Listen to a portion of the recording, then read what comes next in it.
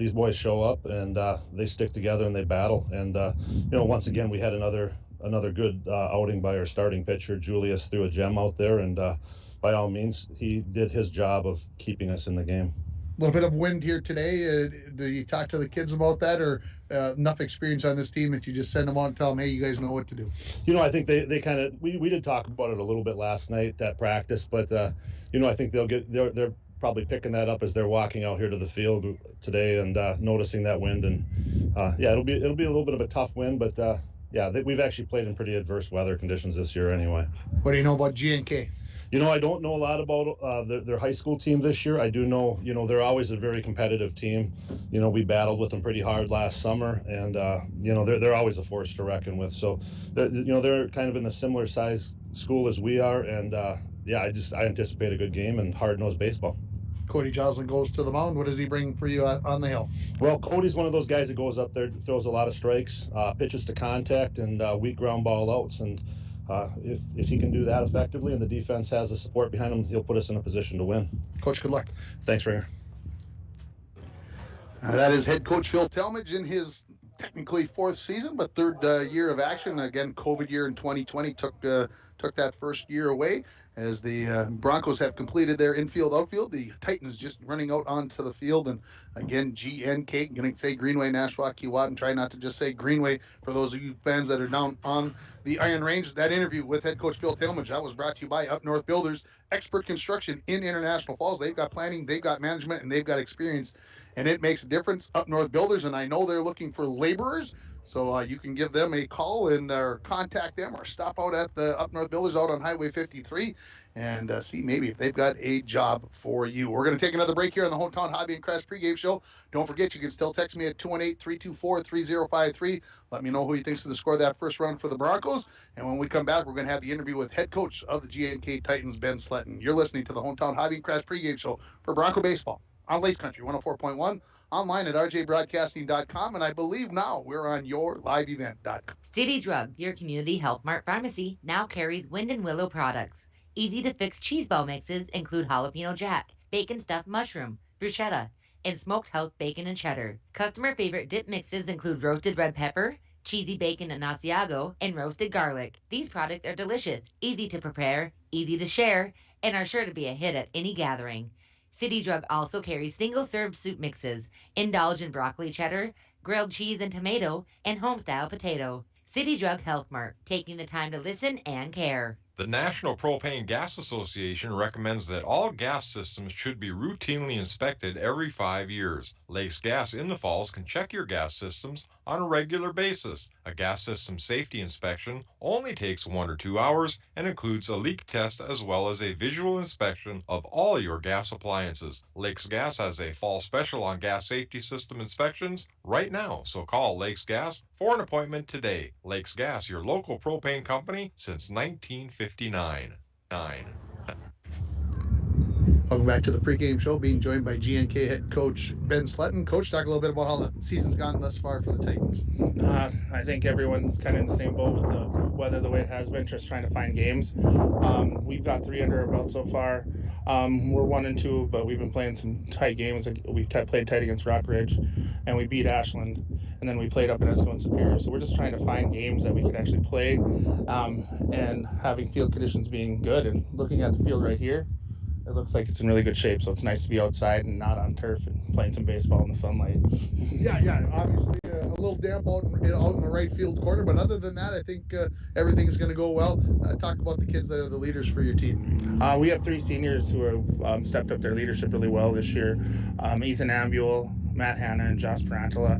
They've been playing baseball their whole lives. They're very committed players. They play in the summertime. They've been around the game a long time, and they've been really they've had an impact on this team, not only on the field but off the field.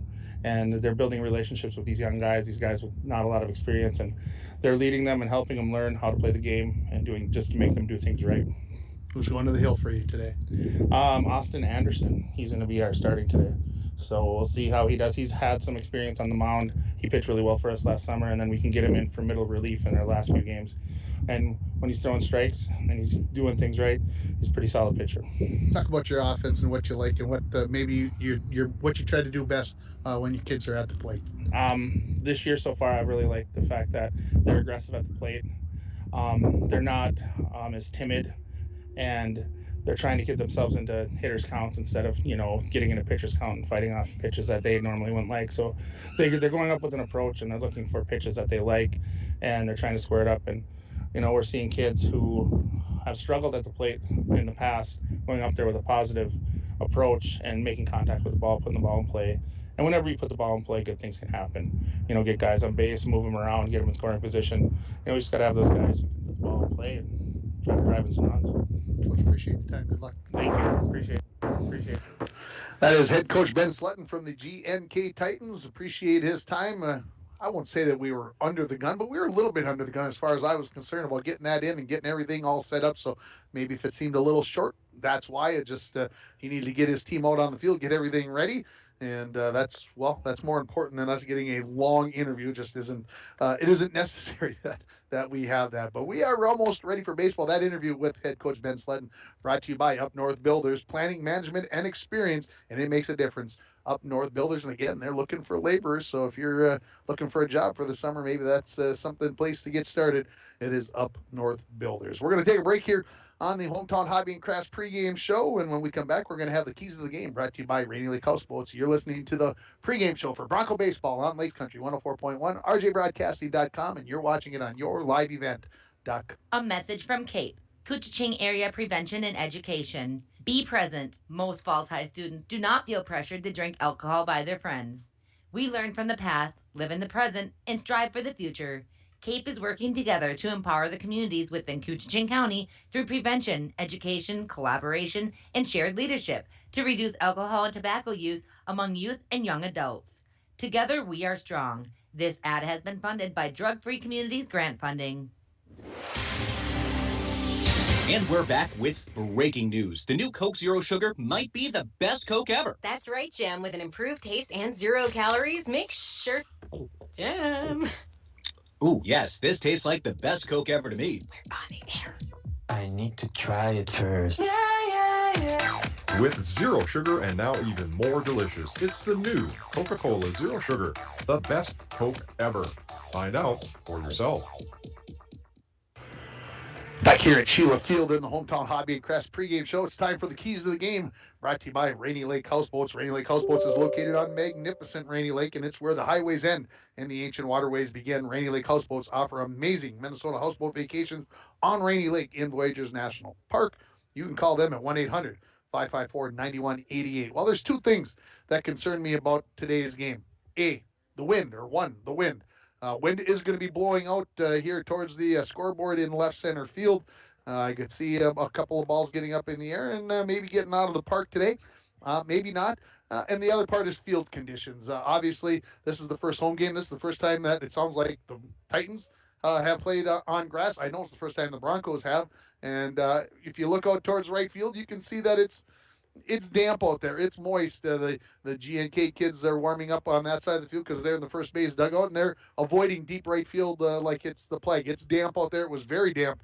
I was very surprised when I talked to head coach Phil Talmadge yesterday about are we going to be playing this game, and he's like, yep, we're going to give her a go, and it's good enough to go. There's no doubt about that. But a ball to right field is probably not going to roll to the fence. It's going to get into some mud and some wet ground, and I would guess we're probably not going to get to the fence. So my concern about that is how do you deal with the wet ground and maybe the uneven ground. Things maybe not perfect on the infield after a winter. You just don't know where all the frost and everything that's going on. So field conditions and the wind. And they always play an effect on all games, no matter where they are played. But those are the keys of the game, brought to you by Rainy Lake Houseboats. Tim Ringhofer coming to you from the Rainy River, Minnesota North College press box. Start your voyage at Rainy River, Minnesota North College. Your future awaits you right here in your own backyard. Rainy River, Minnesota North College, 218-285-7722. The Titans had just finished up their infield, outfield. So that means we're getting closer and closer to the start of this game. It's time for our Where Are They Now segment, brought to you by Green Larson Mortuary. Welcome to a place to celebrate life and honor every memory. Go to their website at greenlarson.com. And I think we've got Michael Meisner for our Where Are They Now. Yeah, so graduated 2015 as a Bronco, then went to school at St. Cloud State, graduated there 2019, and then found my way down to the cities where currently I'm working at FedEx as a sales rep, and just got married to my high school sweetheart, McKenna, in September, and we recently just bought a house over in Maple Grove, and then decided to grow the family with a little dog too. Got him in January, so that's kind of where I'm at right now. And that was not Michael Meisner. I couldn't remember who I put in. I took a guess. I had 4 of them to guess from. I knew one who it was, and that was Jackson Vollum, as you mentioned, a graduate of 2015. And thanks to Jackson and McKenna, they were both recorded here over the phone. We'll have McKenna's when it comes to the softball games on the air, and I think that one will be next Mondays when we have our next softball broadcast. But again, that Where Are They Now segment brought to you by Green Larson Mortuary. Welcome to a place to celebrate life and honor every memory. Go to their website at greenlarson.com. The umpires, the coaches coming together, and that means it's time for the starting lineups, brought to you by the Sports Shop for honest service and fair prices on bikes, softball, baseball equipment, and much more, maybe inline skates. Come to the Sports Shop in downtown International Falls. Let's start with the visitors. The GNK Titans. Playing second base and leading off will be Ethan Ambuel. Batting second and playing shortstop, Thomas Vekic. Batting third and playing third base, Matt Hanna. Batting fourth, the first baseman, Josh Parentala. Batting fifth, the right fielder, Hayden Clow. Batting sixth and playing left field, Vinny DiNucci. Batting seventh and playing center field, Carter Williams. Jackson Malum is behind the plate. He bats eighth, and batting ninth will be Austin Anderson. He is your starting pitcher in that ninth role. So again, the batting order for the Titans: Ambuel, Vekic, Hanna, Parentala, Cloud, DiNucci, Williams, Malum, and Anderson. Looking at the Broncos, starting in center field and leading off will be Torrin Thompson. Batting second and playing right field, Parker Olson. Batting third, the first baseman, Julius Maish. Batting cleanup and pitching, Cody Joslin. Batting fifth and playing shortstop, Hayden Swenson. Batting sixth and playing left field, Matt Worley. CJ Hasbargen is at third base, and he bats seventh. Jake Olson, the second baseman, is batting eighth, and batting ninth, the catcher, that is Brody Carlson. So your batting order again: Thompson, Olson, Maish, Joslin, Swenson, Worley, Hasbargen, Jake Olson, and Brody Carlson. Those are your starting lineups, brought to you by the Sports Shop in downtown International Falls. We're going to take a break for the national anthem. When we come back, baseball action from Sheila Field. You're listening to the pregame show, brought to you by Hometown Hobby and Crafts on Lakes Country 104.1, rjbroadcasting.com, and yourliveevent.com. Winter, summer, spring, or fall, Falls International Airport has you covered for your vacations. Whether you're looking to head to a big city or a sandy beach, Falls International Airport can help you make your connection to anywhere. With a modern terminal, free parking, free Wi-Fi, shorter lines, easy baggage claim, and more, you'll be happy you booked your flight out of Falls International Airport. To schedule your vacation getaway or for more information, log on at internationalfallsairport.com. Partly cloudy tonight with lows around 33. North winds 5 to 10 miles per hour. High temperatures reach up to 67. Tomorrow, cloudy skies with a few peaks of sun. Mainly cloudy skies expected again. Tomorrow night, chance for scattered rain showers. Lows level off around 37. I'm meteorologist Jennifer Wojcicki from the Weatherology Weather Center on Lakes Country. Currently, it's 57. High school fans, falling and getting up is one of many lessons students learn when they participate in high school activities. It takes courage to show up and perform knowing that mistakes will occur. A missed shot, a bad pass. Mistakes are part of the game. Teaching young people is a valuable lesson in picking themselves up and starting over again. This message has been brought to you by the Minnesota State High School League. My name is Jared, born and raised in Minnesota, and I'm a project director at Enbridge. Enbridge is more than a pipeline company. It's a company participating in renewable energy projects in Minnesota and abroad, and I'm really proud to be working here. We believe a cleaner energy future is achievable. For over 20 years, we've been early adopters of renewable energy, and we're proudly committed to net zero emissions by 2050. To hear more from Jared, visit enbridge.com/Jared. That's Jerrid. Back at Sheila Field, getting ready for the game between the Greenway, Nashwauk Keewatin Titans and the International Falls Broncos. We got baseball on the Sheila Field. On the softball field behind us, the Broncos' first home game of the year as they take on the Northwoods Grizzlies. We'll be giving you updates on that as well. I can see the scoreboard, not a whole lot else, but hey, I like to keep up to date as well as just about anybody else. I'm watching the kids run in the infield. There's actually dust coming up as they run through the dirt on the infield. Seems bizarre to me that that's the way it's going. Again, looking at the Bronco defense, in left field, Matt Worley. Torrin Thompson is in center. Right field has Parker Olson going around the infield at third base. C.J. Hasbarg and Hayden Swenson is at shortstop. Jake Olson is playing second. Julius Maish manning first base. Your man behind the plate is Brody Carlson. And throwing on the hill, that is Cody Joslin. Again, top of the order here for the GNK Titans, you'll have Ethan Ambuel, Thomas Vekic, and Matt Hanna. As we are almost ready for baseball here. And again, lots of sunshine. I cannot see a cloud in the sky. If the wind wasn't blowing as briskly as it is, and where I'm standing, I can't feel any of it. I would say a pretty doggone beautiful day for baseball here as the throw goes down. And let's get this baseball game underway. First pitch just seconds away here. Happy to have you along on Lakes Country 104.1, rjbroadcasting.com. Don't forget you can get us on your phone on the app. Go to your store, wherever you buy your apps, Lakes Country 104.1. That's your type in, boom, you'll find it, and away we go. So, and of course, we got you on yourliveevent.com. If you're watching, hopefully we got you going. The first pitch from Joslin to Ambuel is a called strike. And we are underway here. Outfield playing straight away here. Up on the edge of the grass is C.J. Hasbargen at third base. The 0-1 bounces into the left-hand batter's box where Ambuel is not standing and goes all the way to the backstop. So first throw to the ball to the backstop, and it's 1-1 here. Joslin looks in, nods, and delivers. 2-1. And I can think I can safely say right now, Joslin doesn't look like he's quite loosened up a little bit, not following through all the way on that pitch, the 2-1. That's high and tight. Rushing Ambuel back, and we are 3-1 here now. So we'll see if he can find his spot here, that release point that we're looking for. Here comes the 3-1. Swing and a miss. And we go to our full count here on the first batter of the ball game. Ambuel got the almost look like North Carolina colored shoes on with a thing on the guard on the front leg of the same color, and he is going to get a walk. So the 3-2 pitch outside to the right-handed batting Ambuel, and here comes the shortstop, Thomas Vekic. He'll step into the left-hand batter's box with a runner on first base. Nobody out here, top of the first inning, just underway from Sheila. Stop on down. I can tell you that the press box area and the lower area where you get your delights, your foods, perfectly cleaned. And everything lined up exactly the way it's supposed to. There isn't a dead fly in this place. I can imagine how many hundreds there were. It looks great in here.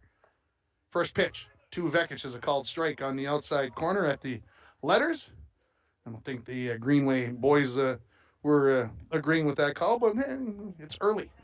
Umpires, they're looking through their first games as well. The 0-1, runner going, swung on, missed, throw down by Carlson. Not in time, so stolen base for Ambuel. The count goes to 0-2 here now to Vekic. So a little hit and run in action there. So standing on second base is the leadoff batter, Ethan Ambuel. Nobody out here. But Joslin ahead in the count as he is in the stretch. Takes a look back at second. Now delivers 0-2. Off the end of the bat and into the softball game. So I'm sure that will one of those things that when two games going on at the same time, an inconvenience. That foul ball brought to you by Arrowhead Transit, 1-800-862-0175, option 5 for a ride in the Borderland area. Another 0-2. Swung on, popped up. That is playable possibly for Carlson. No, it's going to be right on top of our heads. Nope, it's not. Did that go in between the fence and the building? It was inside of the fence. Okay, thank you. So Carlson kind of gave up on that one. Not sure if he couldn't find it, but it did land in play, but not in fair territory. So the count remains 0-2. Joslin looks back, now delivers. Pop up. foul territory, maybe left field line. No, it's just on the line, and Worley's going to come up with the catch about halfway between third base and the fence. I thought that one was definitely in foul territory, but right inside of the line. So 1 out here now, and that is going to bring Matt Hanna, the third baseman, up. Right-handed batter. Runner at second base. 1 out here, top of the first inning. Joslin to the set. Comes home. Ball ripped to left field down the line, and this is going to be fouled by about a dozen feet. That one, when it went off the bat, I thought that one had more of a chance to stay fair than the previous one. Hey, you got to get my eyes down too here. It's been, got to watch one game last week of baseball, but I'm thinking back to last summer in Ely and everything else. Runner is going. Joslin steps off, throws to third. Now they got Ambule in the pickle. They are running him back towards second base. Finally throw, and he is going to be out.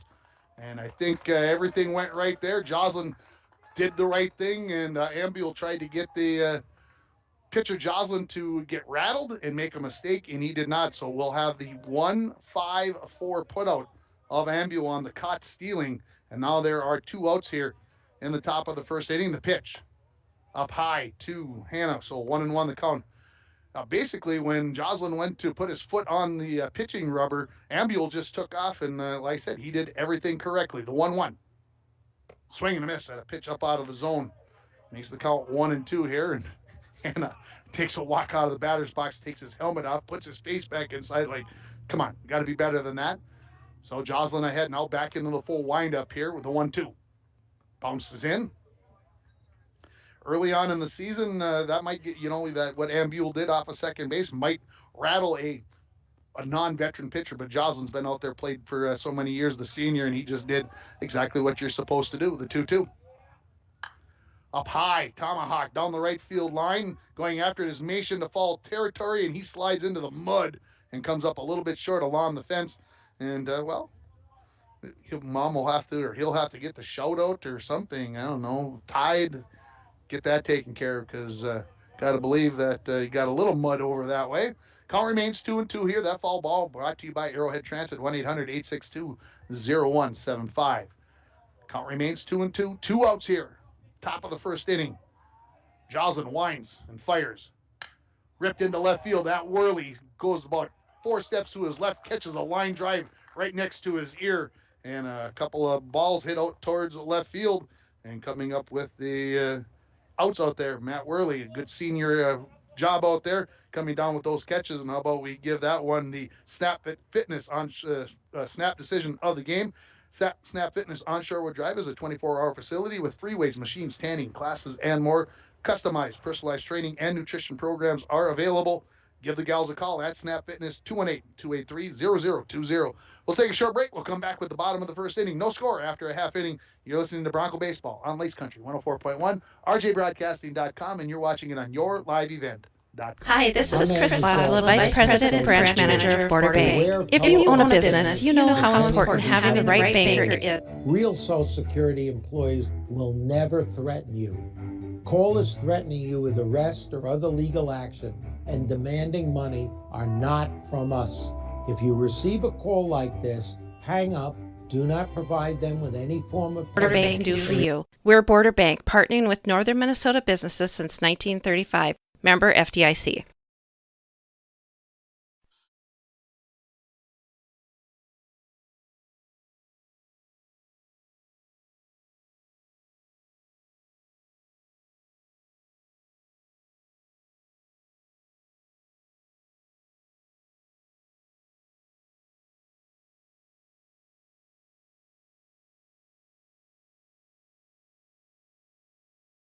Parts of International Falls. Let's set the GNK defense for you. In left field, Vinny DiNucci. Carter Williams is in center. Hayden Clow is in right. Your infield from third base to first base, Matt Hanna, Thomas Vekic, Ethan Ambule, and Josh Parantala.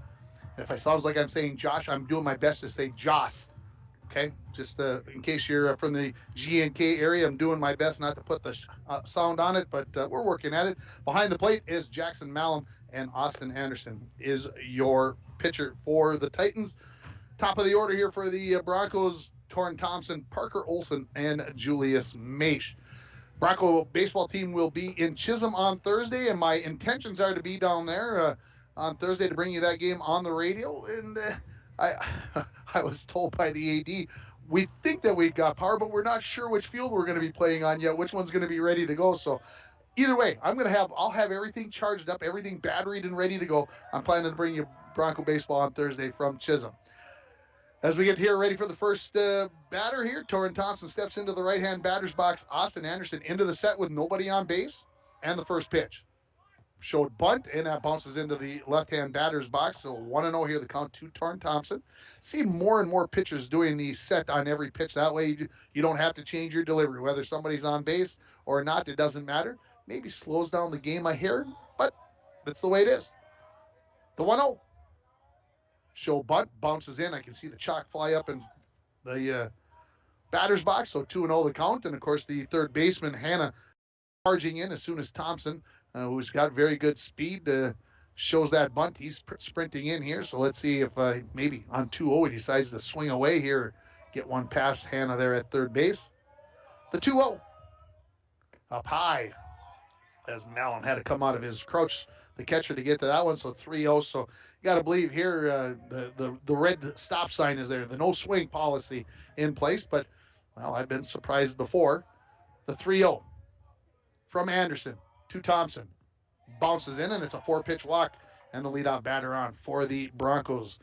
I don't expect to see Torrin Thompson sitting down there more than 2 pitches before he's headed for second base, but we'll see what Malum's arms show. And stepping in is Parker Olson, and he had a big game last week against Hibbing when he went 3 for 4 and drove in the game-winning run in the bottom of the 9th. Had a nice day at the plate at Mesabi East on Friday, so he gets moved further up into the batting order. He's batting number 2 today. Lead for Thompson at first base. Not a big one. Anderson snaps a throw over there, back in time easily as Parantala applies the tag. No score here on your Napa Auto Parts and PCA scoreboard. We're in the bottom of the first inning. Just 3 batters came to the plate for G&K in the top of the first. If you're just joining us, did get a base runner on, but got picked off on the caught stealing. Up high to Parker Olson, 1-0. Again, as the schedules change, we'll try to be adding some games in as we go along. Weeks are kind of full, but we'll see how things play out as the weather permits and everything else. So stay tuned. Showing bunt is Olson charging in. Got the bunt down. Gets to the pitcher, Anderson. He grabs it, fires to first. Heading for third base is Torrin Thompson, the shortstop, trying to get there first, but it's going to be too late, and Thompson's going to be standing on third base. So the sacrifice on the 1-3 putout for the first out, and Torrin Thompson, who has great speed, ends up on third base as the third baseman, Hannah, charging in, and Vekic got there about the same time as Thompson got there, and the throw from Parantala had to be measured, and so maybe not exactly where it wanted to be. So 1 out here. Here comes Julius Maish, the first baseman. Nice mud mark, as I mentioned, from the first inning slide towards the fence. The first pitch from Anderson. Right up the middle. Anderson traps it. Looks at third. Takes a run over towards first base. Lobs it over to Parantala and did exactly what he was supposed to do. I thought at first he wasn't going to. He wasn't going to look over at Thompson, but I think got directions from the dugout that, hey, you got to check the runner. That's exactly what he did. So 1 pitch and 1 out there, or the second out on Mason. Here comes Cody Joslin to the plate. Thompson still standing at third base, looking to be the first run of this ball game. Hit it hard, Mace, but right back to Anderson, and he was in a good fielding position to take care of it.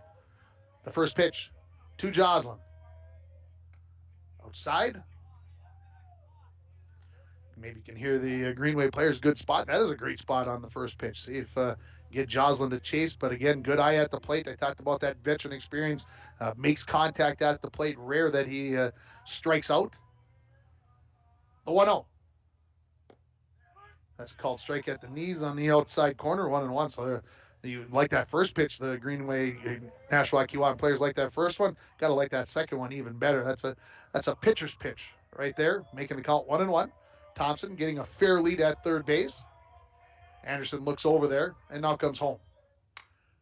Pop down the right field line. Man, this is going a little bit further into foul territory along the fence, and not able to get there is Clow, the right fielder, as that ball was down the right field line, probably 12 to 15 feet into foul territory.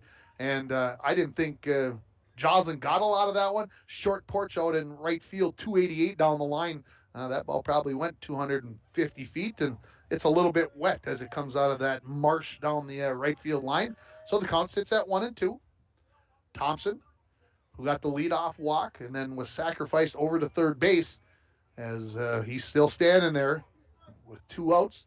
The 1-2 count as Anderson leans in and looks at Malin for the pitch. Nods, brushes him off a couple times, now nods, and comes home.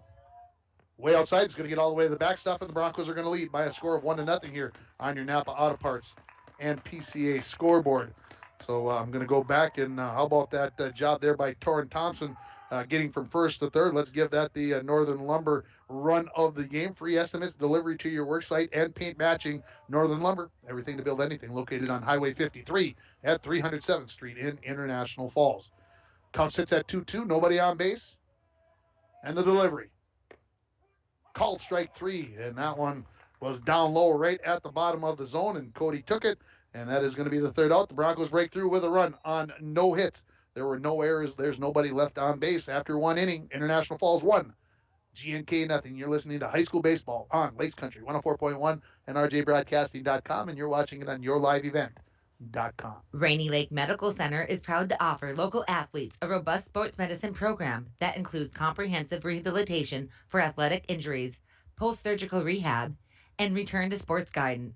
Rainy Lake Medical Center's advanced concussion management program offers additional protection and peace of mind to athletes and parents. For more information, call Rainy Lake Medical Center Therapy and Wellness Department at 283-5420. Good luck, athletes, on a successful year from Rainy Lake Medical Center. Now is a great time to visit Falls Lumber Company's Design Center.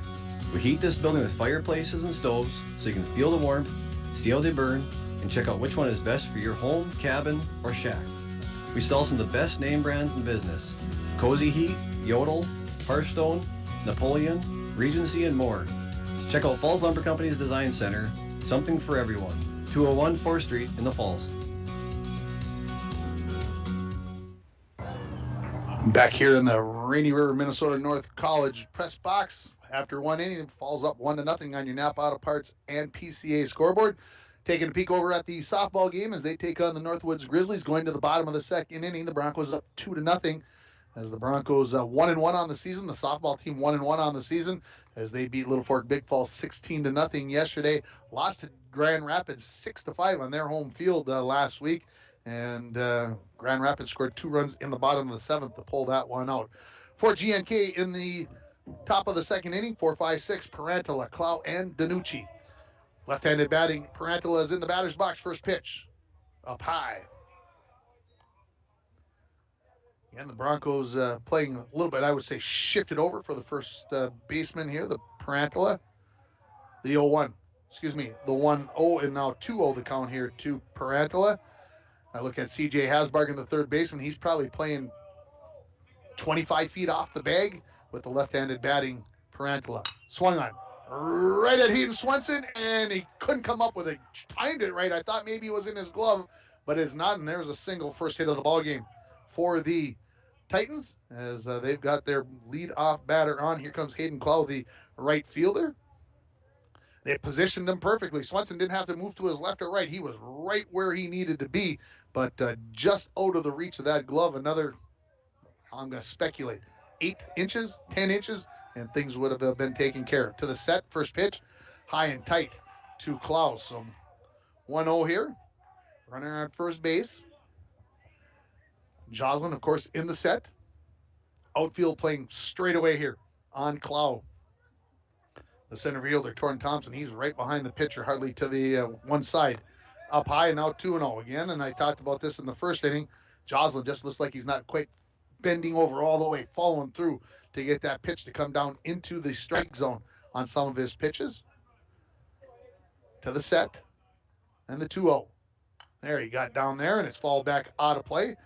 That foul ball brought to you by Arrowhead Transit, 1-800-862-0175. So it makes the count 2-1. Joslin gets the sign, nods, delivers, bounces in, 3-1 now. Parantala, not a threat, I don't think, to steal here. I'm just guessing. Don't anybody judge on me on that, but I don't think he's going anywhere. So Joslin focusing in, hopefully, here on the batter on this 3-1 count. Swung on. Right field. Parker Olson measured it. Now he's running in. He's not going to come up with it. If he throws the second quickly enough, he'll get the force. And they are going to say safe. The umpire says he slid in there just in time. So back-to-back singles put runners on first and second for GNK here. And that ball, Parker kind of was out there trying to measure things, and then all of a sudden realized that it was going to come up a little bit short, and came up about 2 steps short of catching that ball in the air. And it was a bang-bang play at the second base as Hayden Swenson had his foot on the bag, but just a titch late. Here comes Vinny DiNucci, the left fielder. Up. Pitch. Foul ball up the third base line, and it will keep drifting towards the third base dugout, so 0-1 is the count. CJ Hasbargen, he's expecting possibly something going on here. He was up on the grass. Now he backs off and plays at a normal depth. Now he starts stepping forward again. As the coaches came out, and there's some stuff thrown. Oh, I see. We've got stakes from the tarps that are still in the in foul territory, so they come out and get those picked up. Those, kind of blend in with the grass here. So, to the set. The 0-1 on the way. A little high, a little tight. 1-1 now the count to DiNucci. On second base is Parantala. Klaus standing on first base. Nobody out here. Top of the second inning. Broncos lead it 1-0 on your PCA and Napa Auto Parts scoreboard. The 1-1. Up high. It's been a common theme here thus far in the ball game for Joslin as he's leaving those balls up in the strike zone. Joslin to the set. Looks back at second. Comes home. Got that one down low, so he's fighting himself. Now 3-1 the count here. So you wonder, what are they thinking here? Coach saying the take sign here on 3-1. Back-to-back singles thus far for Greenway, Nashua, Keewatin. This one is inside, and there's a walk. First one of the ball game given up, and that will load the bases with nobody out. And here comes the center fielder, Carter Williams, into the right-hand batter's box. So we'll see if Joslin goes to the full windup here or decides to go to the set. I'm a big fan of the set, folks. That's just my belief. Don't want to give those runners any extra lead if you can. The first pitch to Williams. There's a called strike. That can almost tell that he's understanding he needs to bend over and follow through on that ball, and I think he did a good job on that one. 0-1 the count here. Working quickly, Joslin. Swing and a miss at a pitch that was out of the strike zone, low and inside. So now Joslin ahead 0-2, but a strikeout go a long ways here in helping the situation as GNK has the bases loaded and nobody out here with a big threat. Popped up and over our heads and into the softball game. That foul ball brought to you by Arrowhead Transit, 1-800-862-0175. Going to the third inning over on the softball game, still 2-0 in favor of International Falls. Joslin looks in. Delivers. Bounces in, and Carlson did a good job of keeping that one in front of him. Tried to get that one on the bounce, put that glove straight out, and didn't flip it over. Tried to get it on the bounce. I think he's used to playing on that turf where you get that nice hop up there. He didn't get that in the dirt here at Sheila Field. The 1-2. Driven into right center field. That is going to get down for a base hit. 1 run will score. Going around and looking to score is going to be Clow. The throw into the infield is going to be cut off, and the GNK Titans lead it by a score of 2-1 on a 2-run single for Carter Williams. And a good piece of hitting there with 2 strikes, and so 3 singles and a walk, and it's 2-1 here in favor of the Titans. As Parantala easily scored, and Clow, good hustle. And he scored easily as well from second base. The catcher, Jackson Malum, in the right-hand batter's box, swings and misses at the first pitch. Again, where I'm standing, I can't feel the wind. I got to believe that it didn't die down, that it's still got to be going on out there. The 0-1. A little low. 1-1 the count. The catcher in the number 8 spot of the order here for GNK. Here comes the 1-1. Ground ball up the middle. Joslin. It went right through his legs to 2 for 1, and that's all they're going to get there. As I thought Joslin had it, but he absolutely missed that one, at least by my vision. And I'm looking through a chain link fence, but it sure looked like I thought he was going to have that. But Malum is going to be on with the fielder's choice. Forced out at second base is going to be Williams on the 6-4 putout. That is the first out. And standing on third base now is Danucci. So runners at the corners as Carlson comes from behind home plate, signals how they're going to do with the runner from first base in Malum.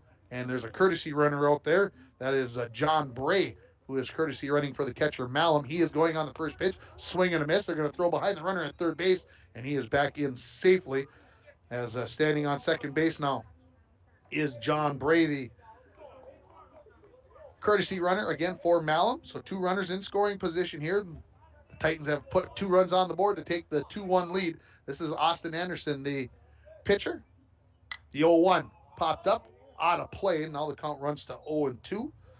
As that first pitch to Austin Anderson was a called strike. So now 0-2 here with 1 down. Runners at second and third in Danucci and Bray. Joslin a long look in to the set. Comes home. Try to throw a curveball that didn't break down enough. So 17 pitches for Joslin in that first inning to get the 3 outs that he did. He's definitely up over the 17 mark here. As just still 1 out here in the top of the second. The 1-2 bounces in. He's a 2-2 here now. Top of the order, Ethan Ambule waiting in the on-deck circle. The 2-2 on the way. Foul ball back to the screen, brought to you by Arrowhead Transit, 1-800-862-0175, option 5 for a ride in the Borderland area. Joslin gets a fresh ball. Steps back on top of the mound to the set and comes home. Ooh.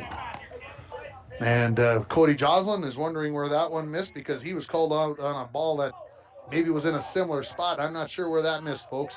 But a full count now here. The 3-2.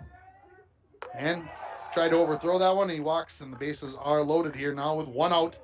And here comes the top of the order, and Ethan Ambule. He walked and then was caught stealing, throwing out on the 1-5-4 putout as he was trying to steal from second to third. They're going to get a courtesy runner in here for the pitcher, Austin Anderson. Nope. Where are they? They want to get Mackey out there. I hear them yelling. Landon Mackey, number 4. Needs to get a helmet on here. Coach Sletton saying, hey, let's get going here. As he gets ready to come out there, they'll get Anderson back in the dugout and get him his jacket back on. Keep that right arm warm. So stepping back in here, Ambule, who walked on 6 pitches leading off this ball game. The first pitch fouled out of play. This is the 7th batter to bat in this inning for GNK. They've got 2 runs across. They've got 3 runners on. That means that there's 1 out if you do the math on that. That foul ball brought to you by Arrowhead Transit. The 0-1 from Joslin to Ambule. Swing and a miss. So now working ahead. Here is Joslin. Quick peek at the softball game. I see Northwoods has put a run up in the 3rd inning. 2-1. The Broncos leading it still. 2-1 here in baseball, and we get a timeout. I think that was called by the catcher, Brody Carlson, as he's got a strap that came loose on his shin guards. So we'll get ready for the 0-2 again as Ambule steps back in. And the pitch. Missed low and outside. Had to figure Joslin was going to throw something that at least think that we could get Ambule to chase. Double play ball would work real well here. The 1-2. Inside, nearly hit Ambule. I think he was willing to get that one. He's got the pad, the protector on that front elbow. The 2-2. Called strike 3 in the outside corner. And there's 2 outs now. That's a big strike out there, and that one definitely on the black. Bert Blyleven would be proud of where that was a called strike. So in steps Thomas Vekic. He flew out to the left fielder, Matt Worley, in the first inning. The left-handed batter takes the first pitch high and outside. Vekic wears the guard on his front shin, the right leg. for the left-handed batter. He's got his left hand taped up as well. Up high now, 2-0 the count to Vekic. Nowhere to put him as the bases are loaded here, 2 outs. GNK has put 2 runs across here. They lead it 2-1 on your PCA and Napa Auto Parts scoreboard. Joslin delivers the 2-0. Up high. So Joslin, just the cap. Immediately gets back on the rubber, though. Steps ready to go here as Vekic is in. The 3-0. Up high, and it's a 4-pitch walk. And that will get the RBI for Vekic, and then it's now 3-1 as Danucci comes home from third base. Moving to third base is going to be the courtesy runner, Bray, and moving to second base on the courtesy runner is going to be Landon Mackey, and out of the dugout comes head coach Phil Talmadge. This trip to the mound is brought to you by Service Master of International Falls. For a home that is professionally cleaned all year round, call Service Master at 218-283-4475. Todd and Gretchen will take very good care of you. And that's if you can believe this, this is my 3rd game. That's the first time we've made a trip to the mound as the GNK Titans will be batting around here once Matt Hanna gets into the batter's box. Was a big discussion. Do you bat around once the 9th batter comes up or once the 10th batter comes up? There's a big discussion on Twitter last fall about when have you officially batted around? Is it when the 9th batter comes up or when the 10th batter officially steps in? And I say 9, Dwayne's saying 10. 10 down that way. They're saying I'm wrong, folks. All right, here comes Matt Hanna. First pitch, called strike. Hanna flew out to the left fielder, Worley, back in the to end the first inning. The 0-1 to Hanna. Up high, 1-1 now the count.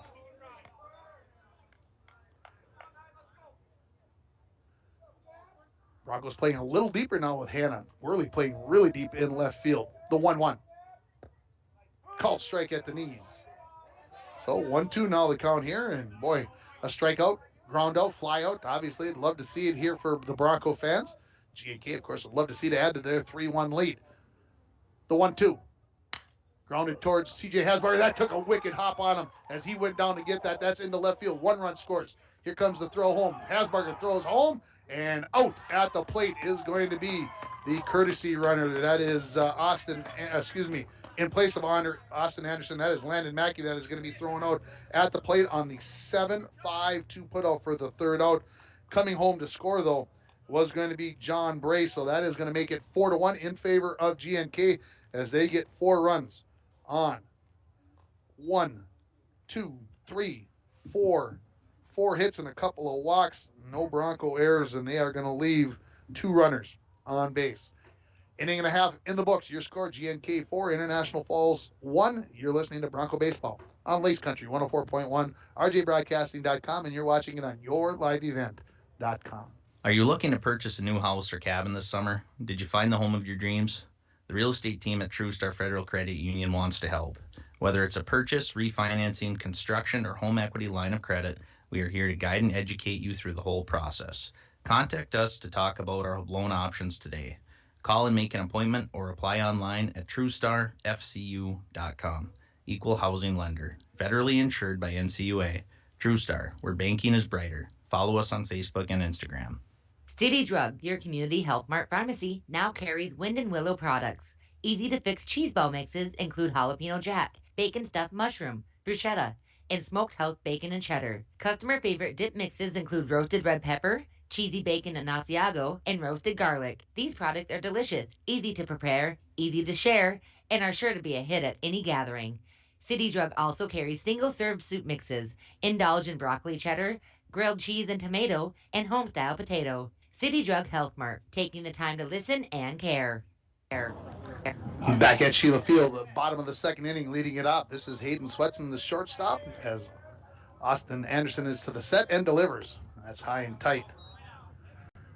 In that 2nd inning for Cody Joslin, the Bronco pitcher, 41 pitches, so now a total of 58. Did have 3 walks. I said 2 walks on the way out to commercial. It was actually 3. The 1-0. Swing and a miss.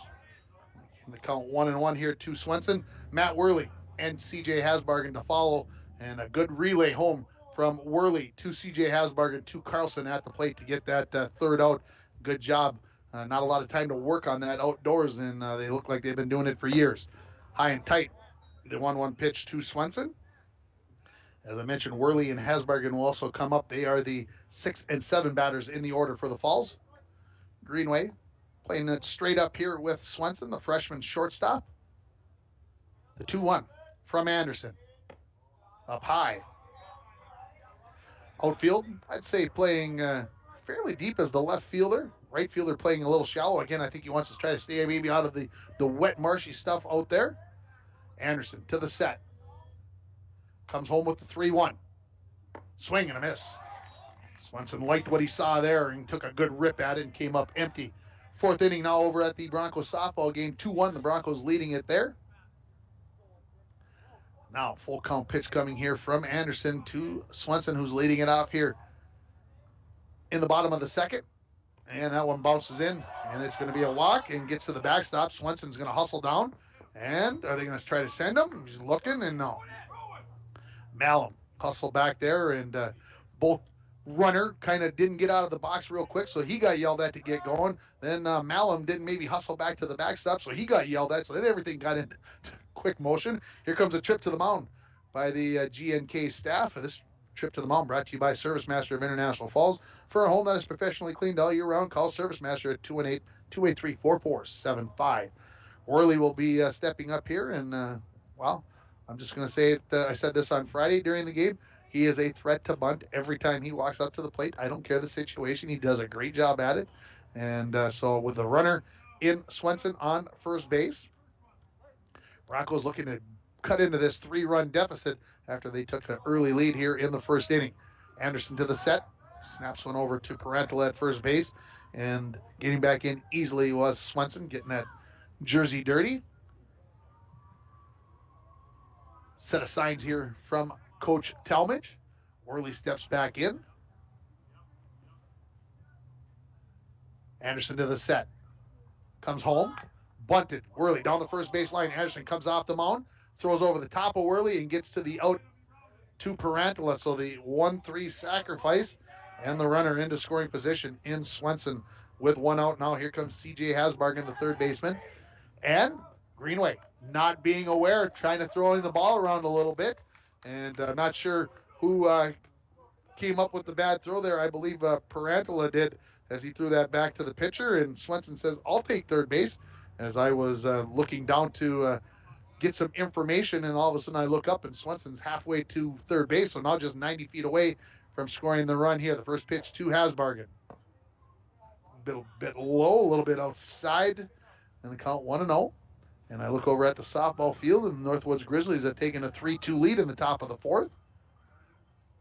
Austin Anderson to the set. Long look at Swenson at third base. Now comes home. Swung on. Driven down the third base line. That is just fair as that bounced just past the third base bag. And Hasbargen's got an RBI single, and the Broncos cut the deficit to 4-2. So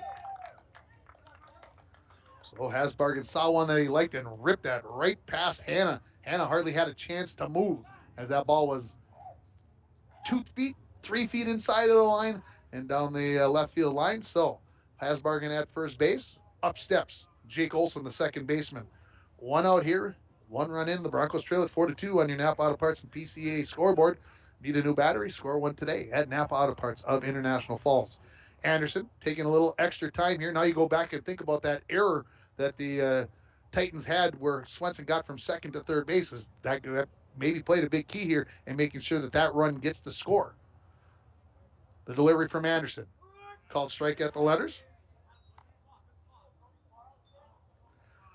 So that one error, like I said, you just early in the year, and of course Swenson very paying attention and took advantage of that opportunity. Hasbargen, not a big lead at first base. Anderson to the set, comes home. Just outside, 1-1. Might have heard one of the Titan players say, there it is. That was a good pitch right on the outside part of the plate, but definitely outside. And a good job of framing it by Malum to try to get that call. So you count even at 1-1. I can hear the breeze in the microphone now. Fall back off of the catcher, and that hurts. I don't care how much padding you got on. It doesn't matter. It's still shocks you a little bit when you think that ball's coming into your mitt, and then it hits you. Well, you can see he's kind of rubbing up underneath the left shoulder a little bit. That one might have caught part of the padding, but also possibly caught part of the left shoulder as well. So the count 1-2 now to Jake Olson. Number 8 batter in the order. Broncos trailing at 4-2. They've scored a run in each inning. The 1-2. High. Again, we'll have the day off tomorrow. No broadcast tomorrow, but Thursday we'll have Bronco baseball from Chisholm for you as they take on the Blue Streaks. Anderson looks at first. Slowly goes to the set and comes home. Swung on. Out of play. Brought to you by Arrowhead Transit, 1-800-862-0175.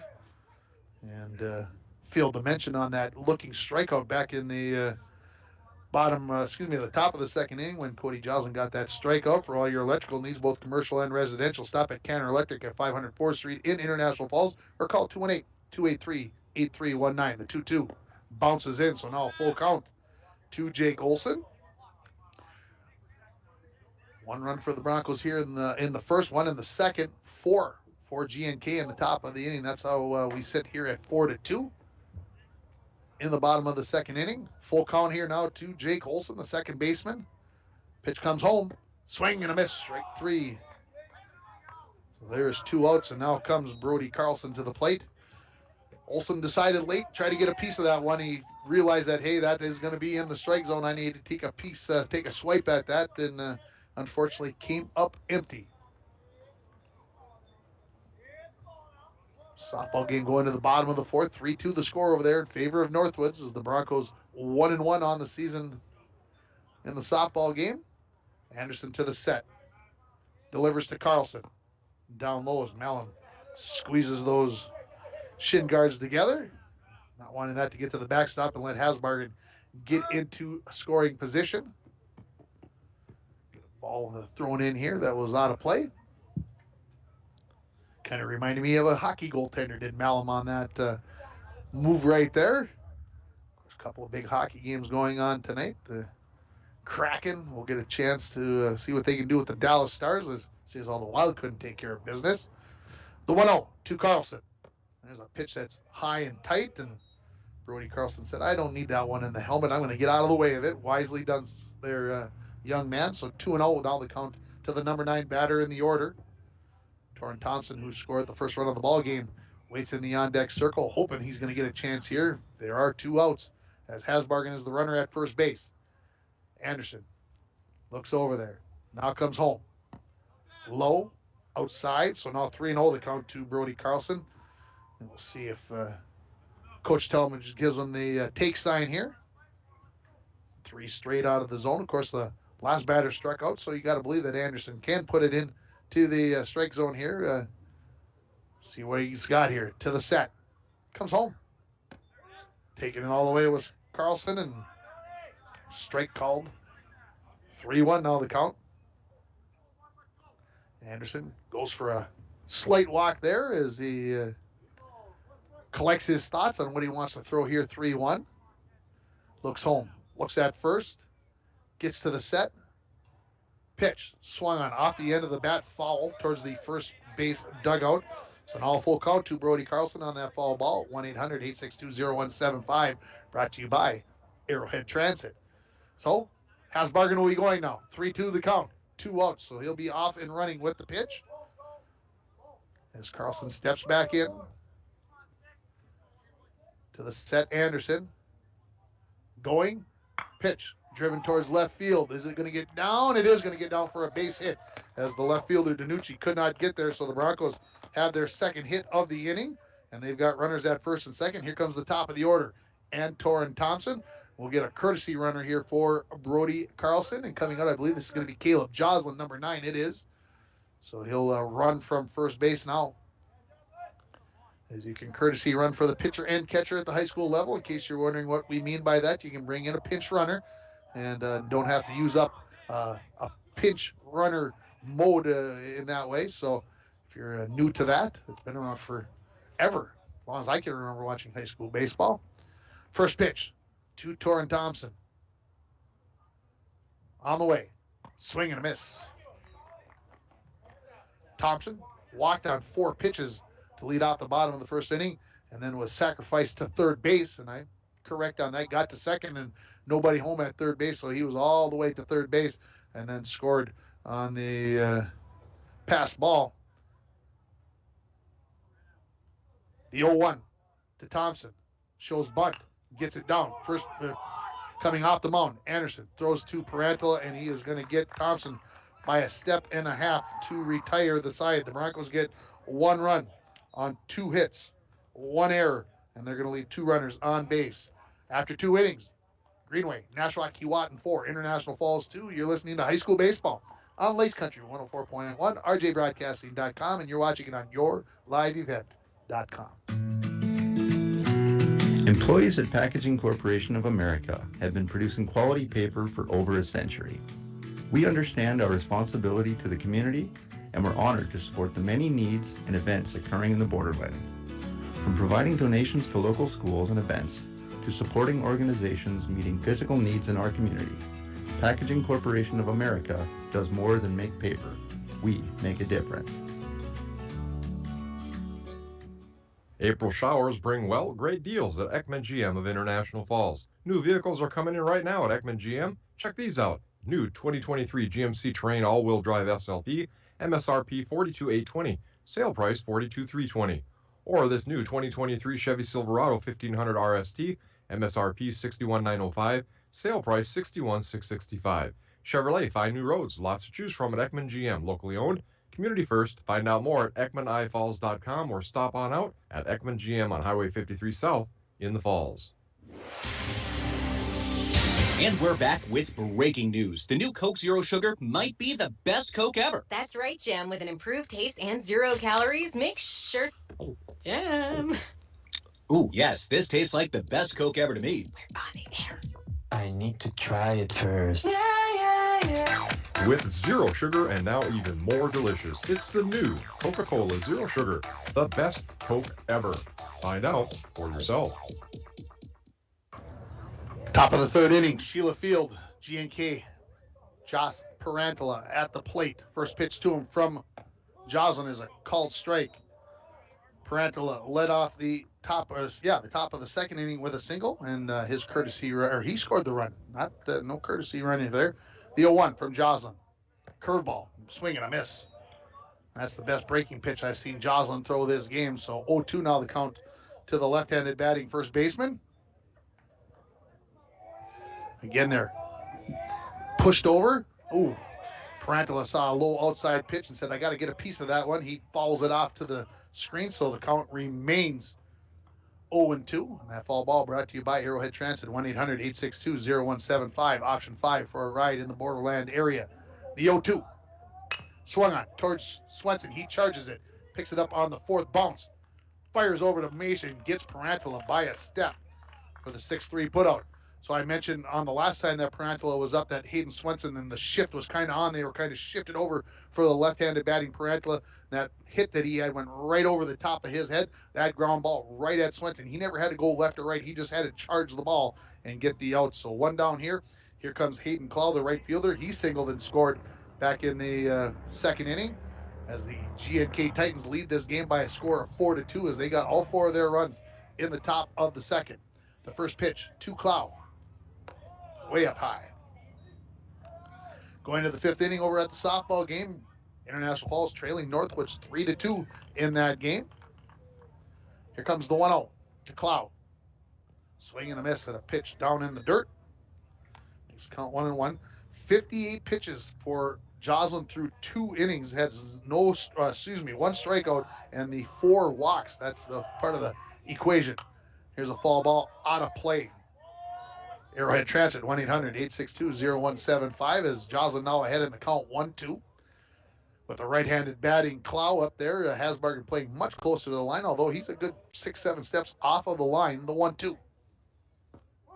Call strike 3 on the curveball for the 2nd strikeout of the game, brought to you by Canner Electric, both commercial and residential. For all your electrical needs, stop at Canner Electric at 500 4th Street in International Falls or call 218-283-8319. So that's a nasty breaking pitch I talked about The previous curveball was one of his best. That one was even better. So 2 outs here. Here comes Vinny DiNucci. He walked and scored back in that 4 run. There's another breaking pitch. So maybe he's found something that's going to work here, as the fastball maybe leaving him a little in the lurch today, and ready to go here. There's a fastball that's down in the dirt, and DiNucci chases that one, and now 0-2. So now Joslin's got him up there thinking and guessing a little bit, and that could be a great advantage for the pitcher. Joslin says, let's get going here. The 0-2. Fastball up high. Rainy River softball supposed to play at home tomorrow. I should have texted head coach Shelby Nosen to see if they were going to try to get those games in here, or they were going to be moved. The 1-2. Swung on towards Hasbargen. Gets down on it. Ball stayed in the right spot. Maish comes off the bag and cannot apply the tag, and DiNucci gets the foot in there just to touch first bases. He avoided the collision as Hasbargen's throw pulled Maish off the bag. I'm going to give that the E5 and a runner on first base here. So here comes Carter Williams, a single.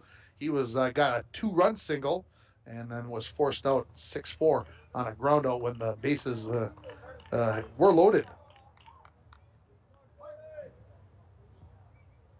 First pitch to him. Runner going, popped up. Foul territory. Third base dugout area. Hasbargen hustles over there, but it is out of play. That foul ball brought to you by Arrowhead Transit, 1-800-862-0175. Good hustle there by Hasbargen. He found that ball in a hurry and went after it, but his efforts were going to be for naught.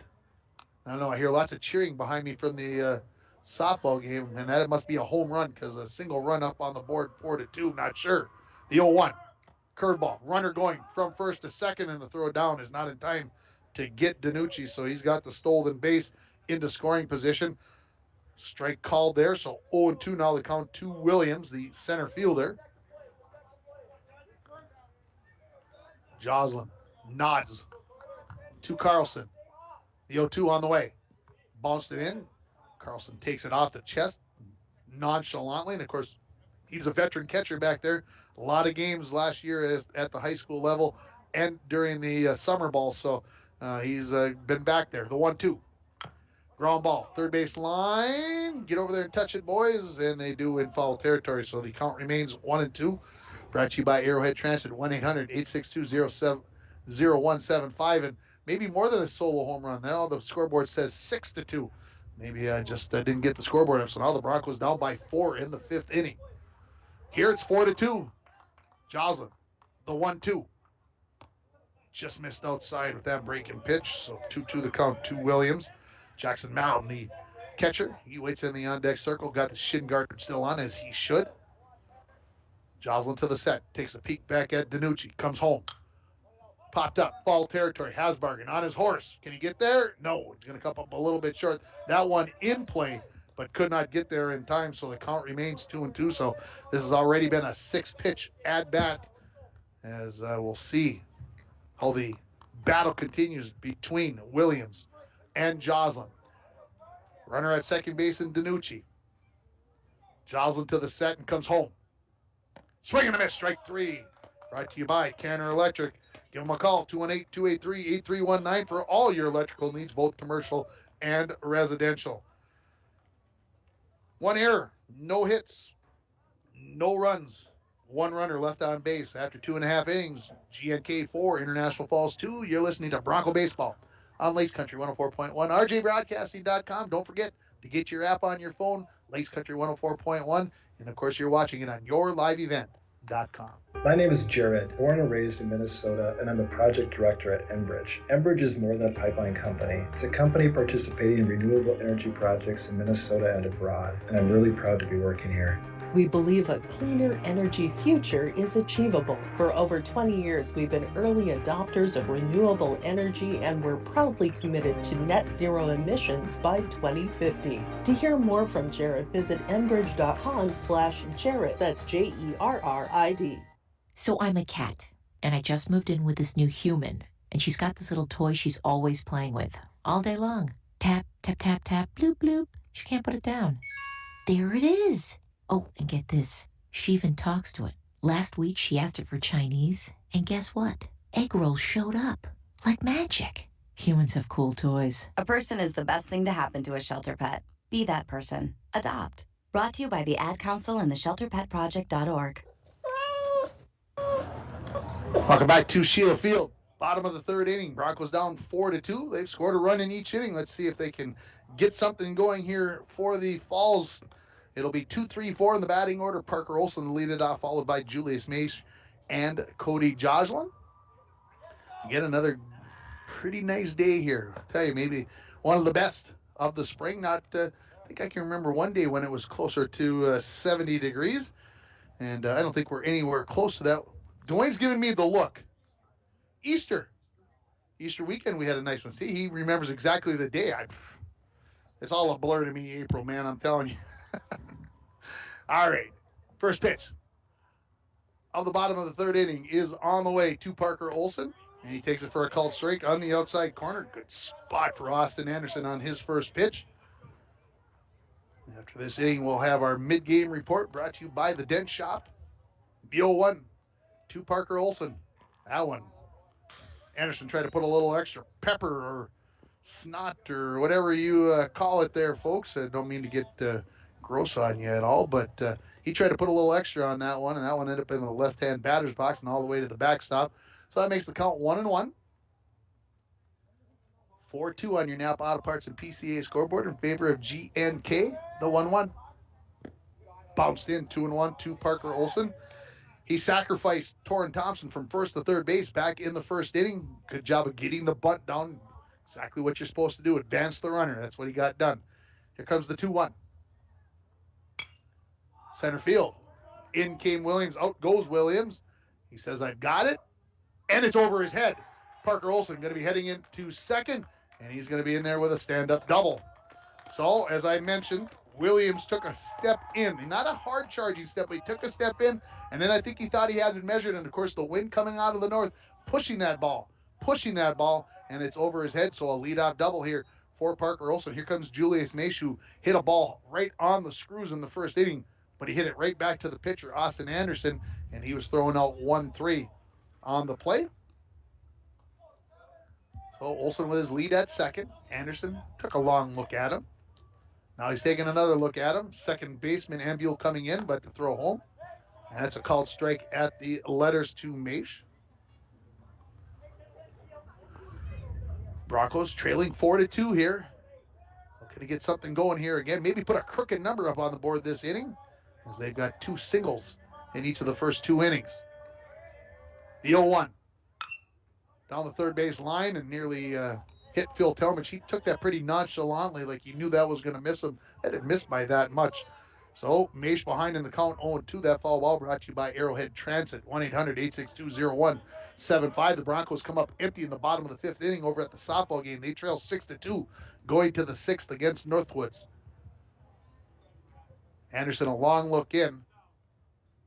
And now comes home with the 0-2 way up high as Malum, the catcher, jumping out of his crouch to get to that one as it makes the count 1-2. The shortstop, Thomas Vekic, and the second baseman, Ethan Ambule, they're taking turns trying to keep Parker Olson close at second base. Anderson comes home. Nearly hit Maish to make the count 2-2. Again, Anderson, I don't know if he's too concerned about throwing that pitch back there. Not that Parker's got a huge lead. It's 4 steps, 4.5 steps as he gets to the opposite side of the umpire. Now coming in behind Vekic, now away from him. Here comes the 2-2. Swung right up the middle. That's going to be into center field. Coming around third, Parker Olson. He's going to head for home. Here comes the throw from Williams. It's going to be cut off by Parantala, and it's an RBI single for Julius Maish. The Broncos are within 1 at 4-3. So a good job by Maish. Kind of reached out and just punched that right up the middle. Got good contact on that, and the Broncos within 1 at 4-3 as Cody Joslin comes to the plate. So a double and a single. Played a run here for the Falls. As I mentioned, maybe a crooked number coming here for the Broncos. That would be good. As Joslin steps in, he struck out looking to end the first inning on a pitch that he thought and I thought was out of the strike zone, but that's neither here nor there. Now the throw over to first base after I just got done saying Anderson didn't seem to be too concerned about trying to pick one of the runners up, but maybe he feels like Julius Maish is going to be heading someplace. Parantala came up with that throw over, a little bit misthrown, but came up with it was Parantala. Anderson looks over at Mace to the set, comes home. Called strike, low. I think if that had been on third strike, I don't know what Cody would have done there, but 0-1 the count here to Joslin. Broncos looking to tie it up here as they trail 4-3 with a runner on. The 0-1 swung on right at the shortstop Vekic. He flips to Ambul at second. Relays it to first. Parantala digs it out of the dirt for the 6-4-3 double play to retire Joslin and Maish. And that will bring up 2 outs and Hayden Swenson, who led off with a walk and scored back in the second inning. So 4-3 here. Now nobody on base. That's a tough one. That one was hit pretty much right at Vekic, an easy play, and Ambul made a good turn at second base. The throw was a little low, but Parantala able to dig it out. First pitch to Swenson. Again, Anderson tried to put a little extra on that one. He sends it into the left-hand batter's box, and Malin, the catcher, deflects that towards the first base dugout. Whenever Anderson does that, that seems to where the ball goes when he tries to maybe overthrow it just a bit. The 1-0. There's a called strike at the top of the zone.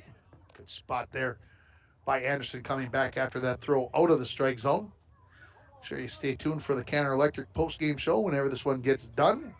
Already 5:30, not quite through 3 innings, an hour in. The 1-1 down in the dirt. Again, every once in a while, we can hear the wind pick up as it swirls around a little bit, but again, from our back, so that ball's being pushed out towards the outfield. And that's part of the reason why the Broncos have a run in this inning, is Williams had that ball go over his head in center field. The 2-1.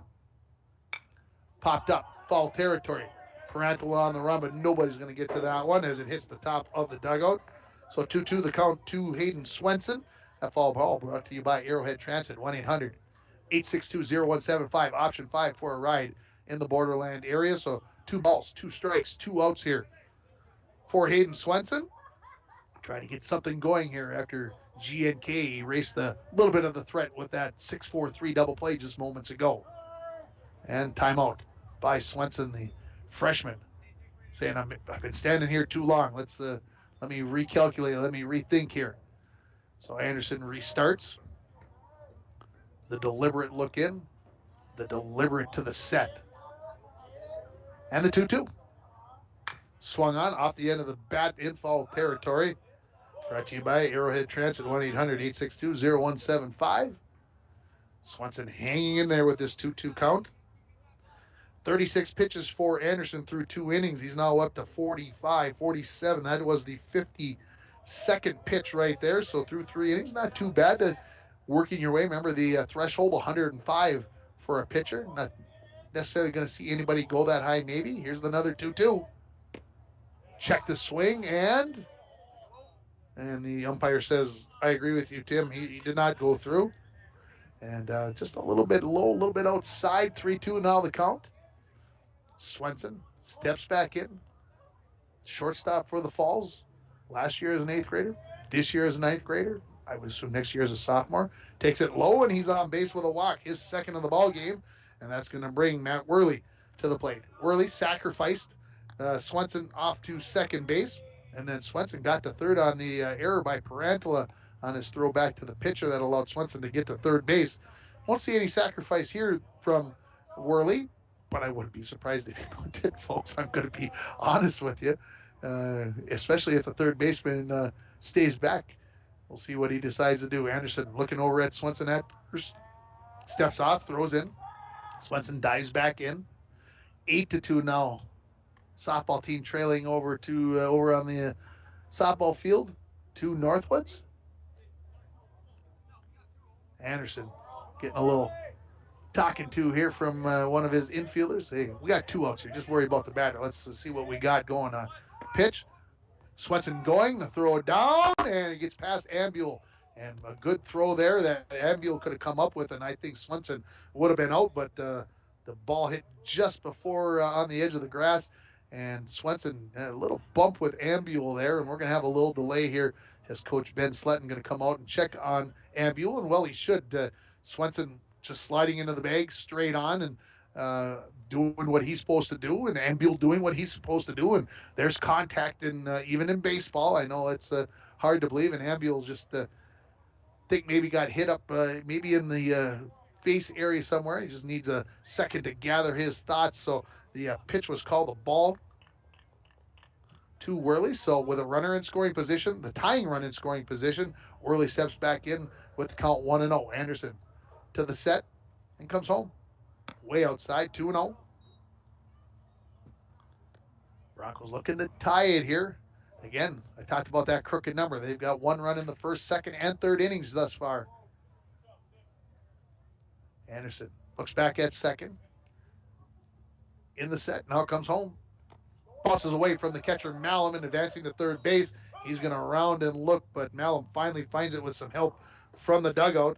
And that wild pitch sends Swenson just 90 feet away from tying this game. Makes the count 3-0. So will Worley be picky choosy here, or does Coach Talmadge give him the green light and say, hey, let's swing away. Let's see what you can come up with on this 3-0. Maybe get a good one. Anderson looks at third and comes home. Right down the middle, and Worley was taking the whole way. Makes that count 3-1.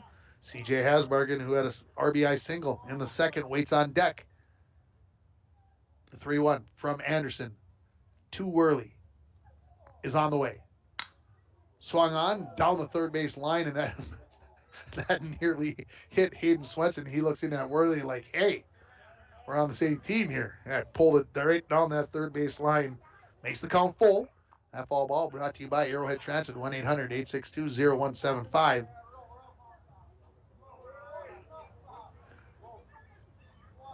Anderson looks in here. Another full count pitch, or first full count pitch here to Worley.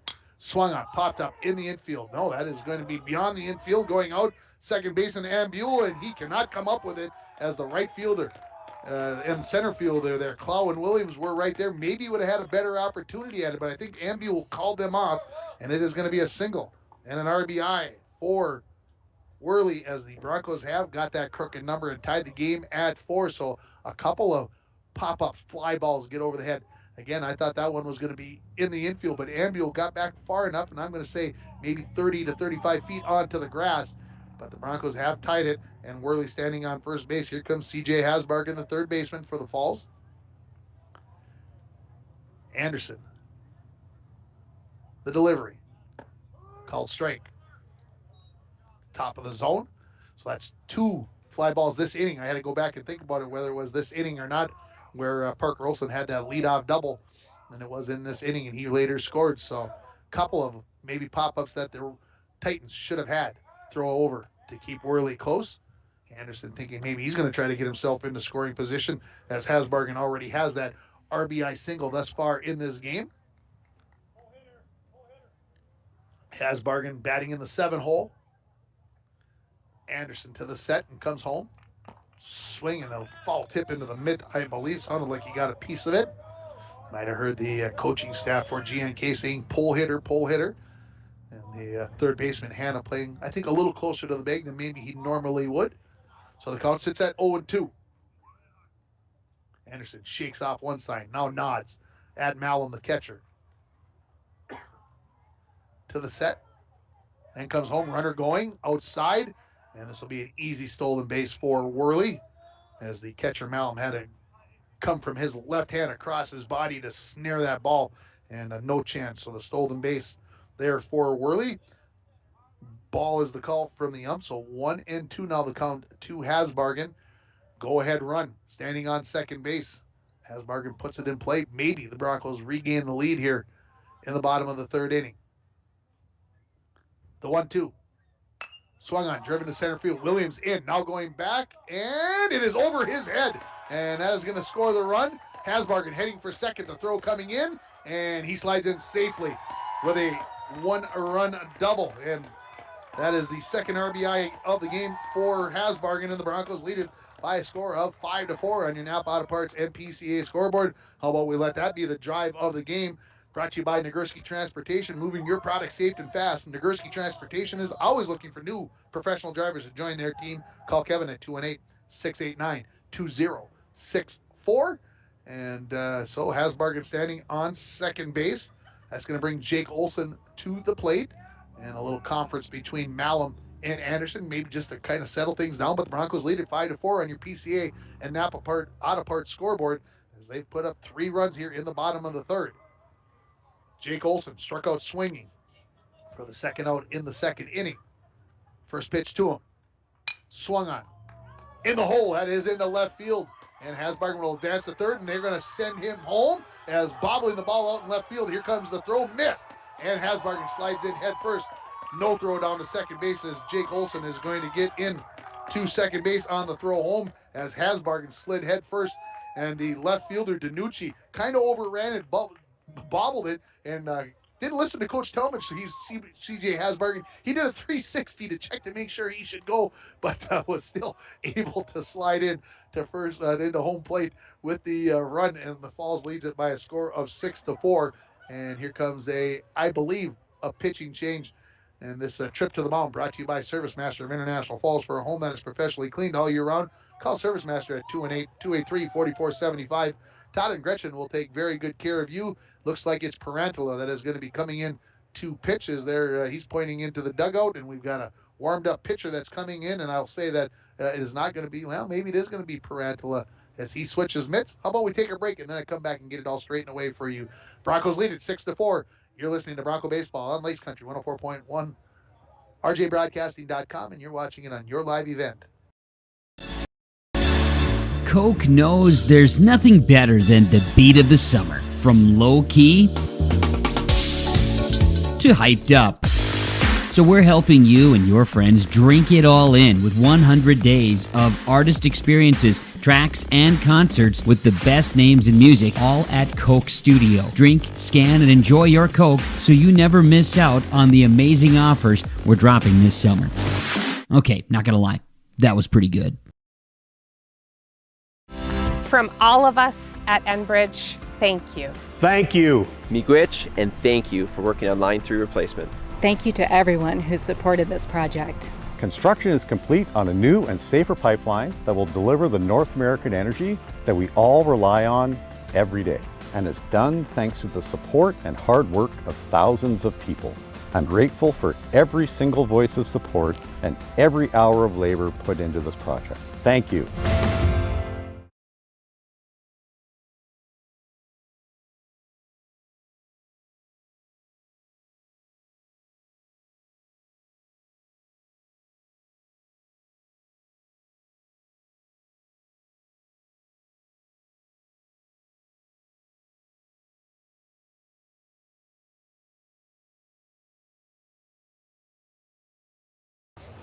Back here at Sheila Field, I think I've got it all figured out. So Greenway, Nashwauk, Keewatin fans, follow along with me. I think I've got it. So Parantala goes from first base to the pitching mound.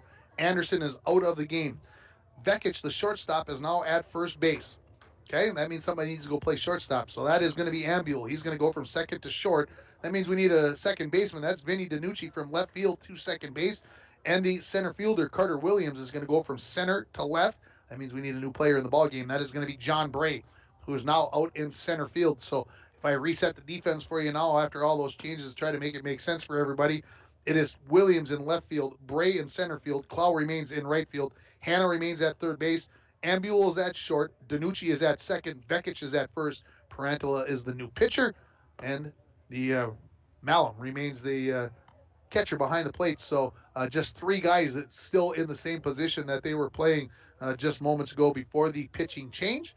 And Parantala, the big, tall first baseman, a little more heat on that fastball. So we'll see what happens here, as it's going to be Brody Carlson, who had a single back in the second inning. He was stranded at first base.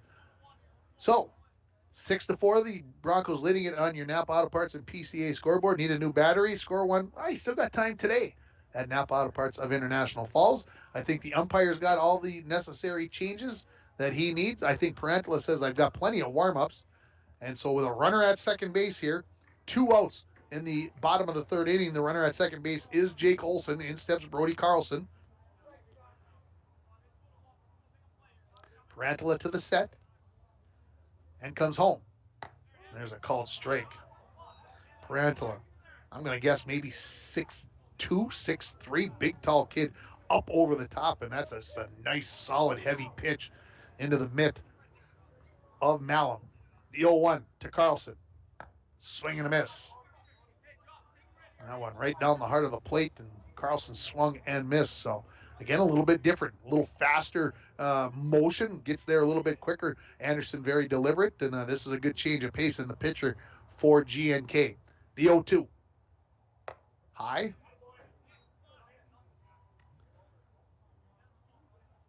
So we'll close the book here on Anderson after the inning gets over. Give me a chance to count up pitches and such and so forth. Here's the 1-2 to Carlson. Popped up. Out of play, I believe it is. Brought to you by Arrowhead Transit, 1-800-862-0175. Option 5 for a ride in the Borderland area. Broncos looking to add to their 6-4 lead as they trailed at the start of the bottom of this inning 4-2, but they've put 4 runs across to take the 6-4 lead. Parantala, now a nod. The 1-2 swung on, out of play into the softball game. I've got it on my book as 2-2. I'm not sure if the scoreboard operator and I, do we agree 2-2? What are you thinking? Yeah? I think it's 2-2. What did the umpire just put his fingers up and I missed it as I was looking around? 1-2? Okay. That pitch just missed outside. Yeah, I could have put a foul ball in as a ball. I've been known to do that once or twice. So Parantala looks in. Olson getting his lead. Danucci holding him on at second base. Now retreats to his defensive position. Swung on into left field. That ball is going to get down for a base hit. Jake Olson around third. He is going to hold up, and wisely so, as Hanna, the third baseman, caught that one on a good throw in by Carter Williams. So the single second hit of the game for Brody Carlson, and now runners at the corners, and here comes the top of the order and Torrin Thompson. A walk and a ground out. Here comes Caleb Joslin into courtesy run for catcher Brody Carlson. So runners at the corners. Malum looks into the dugout. Coach, how do you want me to play this if the runner in Joslin decides to go? Broncos have now batted around. We'll have that argument again. As the ninth batter comes, whether you believe that to be batting around or almost batting around.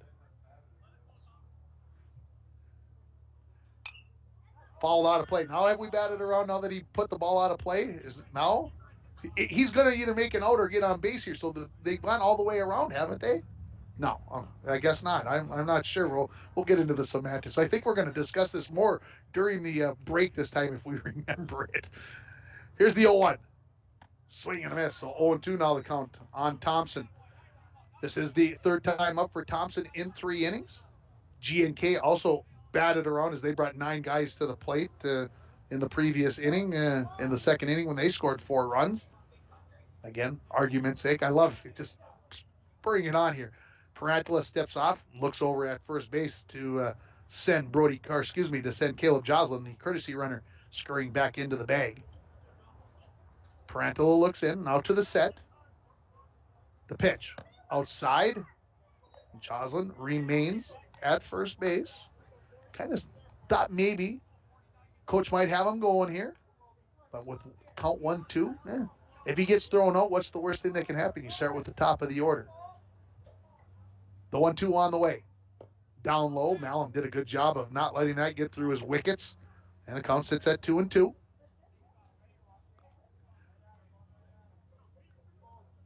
Parantala looking to get the Titans off the field here with just 4 runs for the Broncos in this inning. The 2-2 swung on. This is to the shortstop third base area. They're right on the edge of the grass, and coming up with it is Ambule just at the edge of the grass for the third out. So now I'm going to ask my guys to my left, did they bat around now or no? Yes, now they have batted around. Okay. Till he makes an out or gets on base, can't say because somebody could get picked off, and there you go. So it's 9 technically when you get. I just love it, folks. I'm sorry. All right, let's take a break here. The score International Falls 6, Greenway, Nashwauk, Keewatin 4. You're listening to High School Baseball on Lakes Country 104.1 and rjbroadcasting.com, and you're watching it on yourliveevent.com.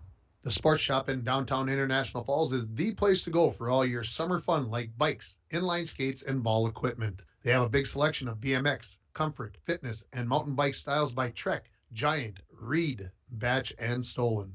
The Sports Shop also provides repairs on any brand of bikes. If inline skates are more your speed, check out the models available from Rollerblade or Bauer. The Sports Shop has spring sports covered with baseball and softball gear from Easton, Mizuno, and Rawlings. The Sports Shop, with honest service and fair prices. A message from CAPE, Couchiching Area Prevention and Education. Be present. Most Falls High students do not feel pressured to drink alcohol by their friends. We learn from the past, live in the present, and strive for the future. CAPE is working together to empower the communities within Couchiching County through prevention, education, collaboration, and shared leadership to reduce alcohol and tobacco use among youth and young adults. Together, we are strong. This ad has been funded by Drug Free Communities grant funding. Welcome back here to Sheila Field. I'm just recounting my steps here as I do the stats. The Broncos got 4 runs on 6 hits, no errors. They left 2 runners on base. So for the game, the Broncos 6 runs, 8 hits in this ball game by my count. And so as I look at it, okay. Closing the book on Anderson, the pitcher, Austin Anderson, 65 pitches, a couple of Ks, 3 walks, first pitch swinging. And the second baseman, Jake Olson, picks it up, fires to Julius Maish to retire Jackson Malum, the catcher, on 1 pitch. As I was getting things organized, that didn't take very long. Malum had reached on a fielder's choice, and his courtesy runner had scored. Now, coming in, this is John Bray, who came in place of Austin Anderson when he was taken out from the pitcher's mound. And so he steps in, left-handed batter, playing center field, first pitch to him. Called strike on the outside corner. So Jocelyn, who had a long rest in the dugout there, comes out and starts with a couple of good pitches here to GNK. Broncos leading at 6-4 on your Napa Auto Parts and PCA scoreboard. The 0-1. Bounces in, 1-1. 77 pitches for Jocelyn through the first 3 innings, 3 Ks, 4 walks. Again, he's approaching that 105 threshold. There is somebody warming up for the Broncos down the third base line. Swing and a miss at a ball that was bouncing in there to Bray. So the count goes to 1-2. Broncos, I think, would love to get back in the dugout, get the bats going again after scoring 4 runs in the bottom of the 3rd inning. Jocelyn looks in, nods, and he fires. And that one's just going to go to the backstop, 2-2. I did not see the final score of the softball game as the scoreboard has gone back to the first inning. It was 9-3 the last I looked, but I would guess the Broncos didn't score 7 runs since I last looked, so I'm going to assume that the Broncos dropped to 1-2 on the season. Here's the 2-2. Foul ball as Bray did a great job of hanging with that breaking pitch from Jocelyn as that was coming in to the left-hander right on his hands, and he kind of chopped at that one to get a piece of it. So Jocelyn, with 1 out here in the top of the 4th inning, can get another out here on the 2-2. Swung on, fouled out of play, brought to you by Arrowhead Transit, 1-800-862-0175. That one into a patch of snow behind the softball scoreboard. Not many piles of that white stuff left over, and I think we're all very happy that we can say that. We don't need to see it again until about November. That'll be fine, I think. Jocelyn gets back onto the pitching rubber and delivers the 2-2 curveball. Ooh! Good pitch, tough one to take. As a pitcher, you want that one. That one right there. As Bray steps back in for GNK. The 3-2. And outside, and it's a walk. 5th one given up by Jocelyn. Here comes the top of the order. This is Ethan Ambuel playing shortstop now. He's got a walk and a strikeout in this game.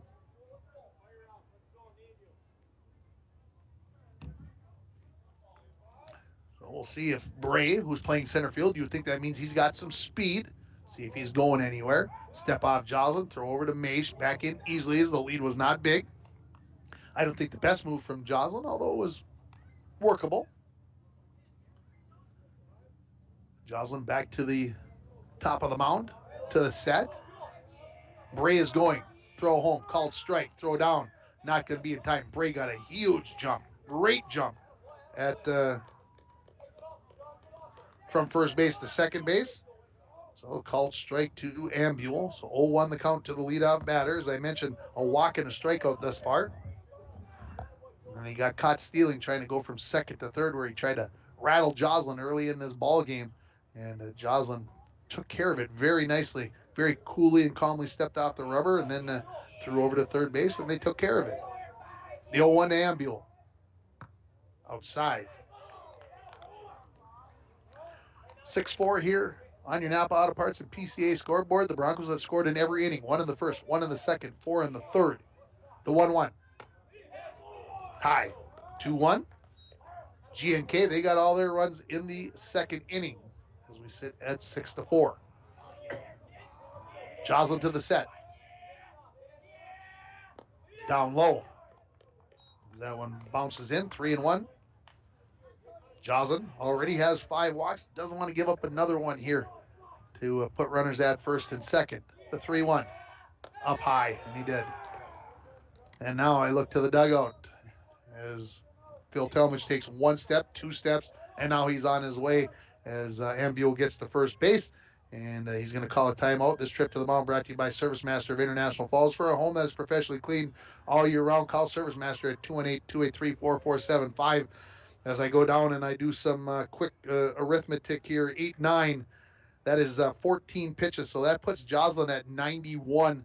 He's got a couple of batters left in him, and the question becomes, does Coach Talmadge want to make the change here now? Does he have somebody ready? I'm assuming that he does. He's going to go to the right-hander, and here comes Keaton Maish out of the dugout. That means we're going to take a timeout here with your score. International Falls 6, GNK 4. We've got 1 out in the top of the 4th inning with 2 runners on. You're listening to Bronco Baseball on Lace Country 104.1 and online at rjbroadcasting.com. Winter, summer, spring, or fall, Falls International Airport has you covered for your vacations. Whether you're looking to head to a big city or a sandy beach, Falls International Airport can help you make your connection to anywhere. With a modern terminal, free parking, free Wi-Fi, shorter lines, easy baggage claim, and more, you'll be happy you booked your flight out of Falls International Airport. To schedule your vacation getaway or for more information, log on at internationalfallsairport.com. Let's get real. Get ready for a place that's big enough to grow and small enough to care. The University of Minnesota Crookston offers more than 35 majors, minors, and certificates. Earn a University of Minnesota degree, where you can make a difference in a close-knit community. Faculty become friends and friends feel like family. You don't need a big city, just big dreams. The University of Minnesota Crookston. Real, hands-on, and will get you ready for anything.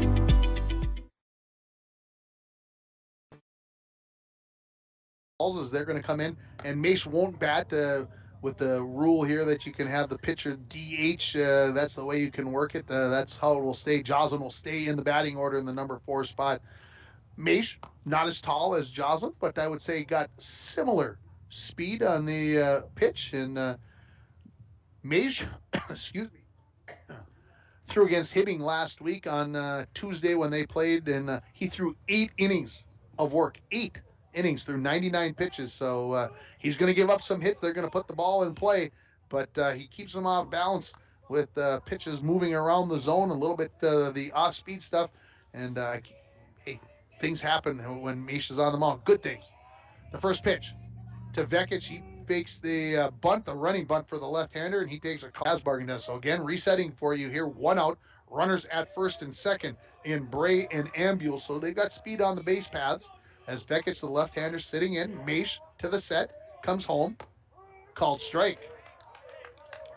So right on the outside corner. Both of them towards the top of the zone. That's where Maish has put those first 2 pitches. So he's quickly ahead 0-2. Vekic, a fly out and a walk. Swung on off the end of the bat towards the third base dugout. So the count will remain 0-2.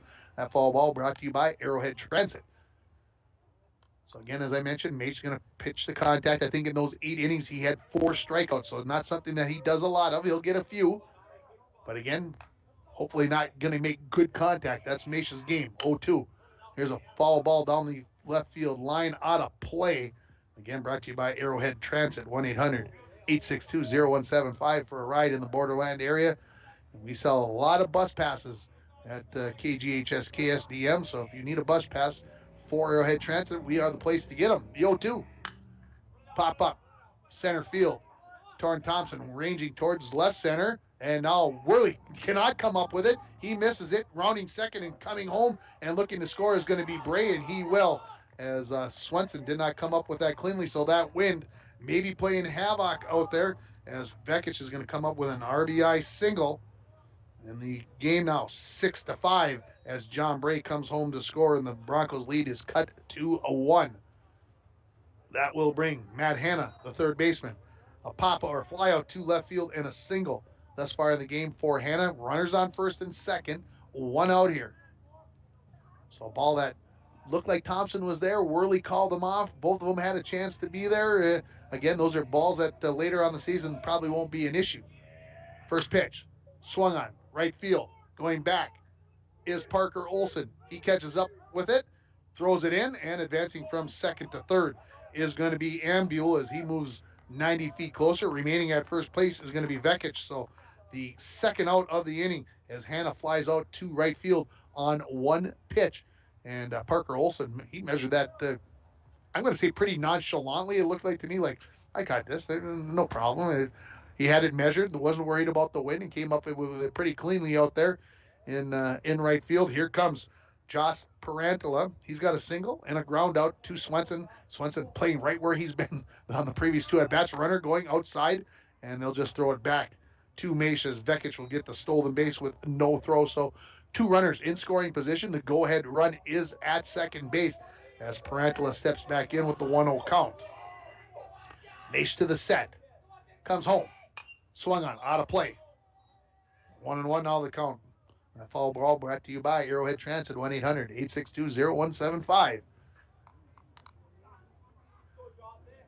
Infield, of course, with 2 outs here, playing with, I would say, some depth, making sure that they keep that ground ball in front, hopefully to get that out on Parantala. The 1-1. That is hit towards right field, towards the gap, and that is going to get down. 1 run in, 2 runs in, and GNK has retaken the lead on a 2-run single by Josh Parantala, and it's 7-6 now in favor of GNK. So they put 3 runs up here to regain the lead. And any thoughts about trying to get home early tonight, Dwayne? You might as well just throw them out the door. We could be here till the sun goes down. The way things are going right now, the way the 2 teams are scoring runs. 7-6 on your Napa Auto Parts and PCA scoreboard. Here comes Hayden Clow, a single and a strikeout looking. First pitch from Mesh, up high. And the first base dugout that contains the Titans. They're into it now. They got the chatter going. Maybe regained the lead after being up 4-2, going behind 6-2. Now it is 7-6. The 1-0. Up high. Mesh, those last 2 pitches, looks like maybe trying to put a little extra on it, maybe coming, finding his release point. Looks over at Parantala at first and now comes home. There's a ball. Swung on and missed. So 2-1 the count to Clow, the right fielder. One of the few guys still playing in the same position for GNK where they were at the start of the game after the pitching change. The 2-1.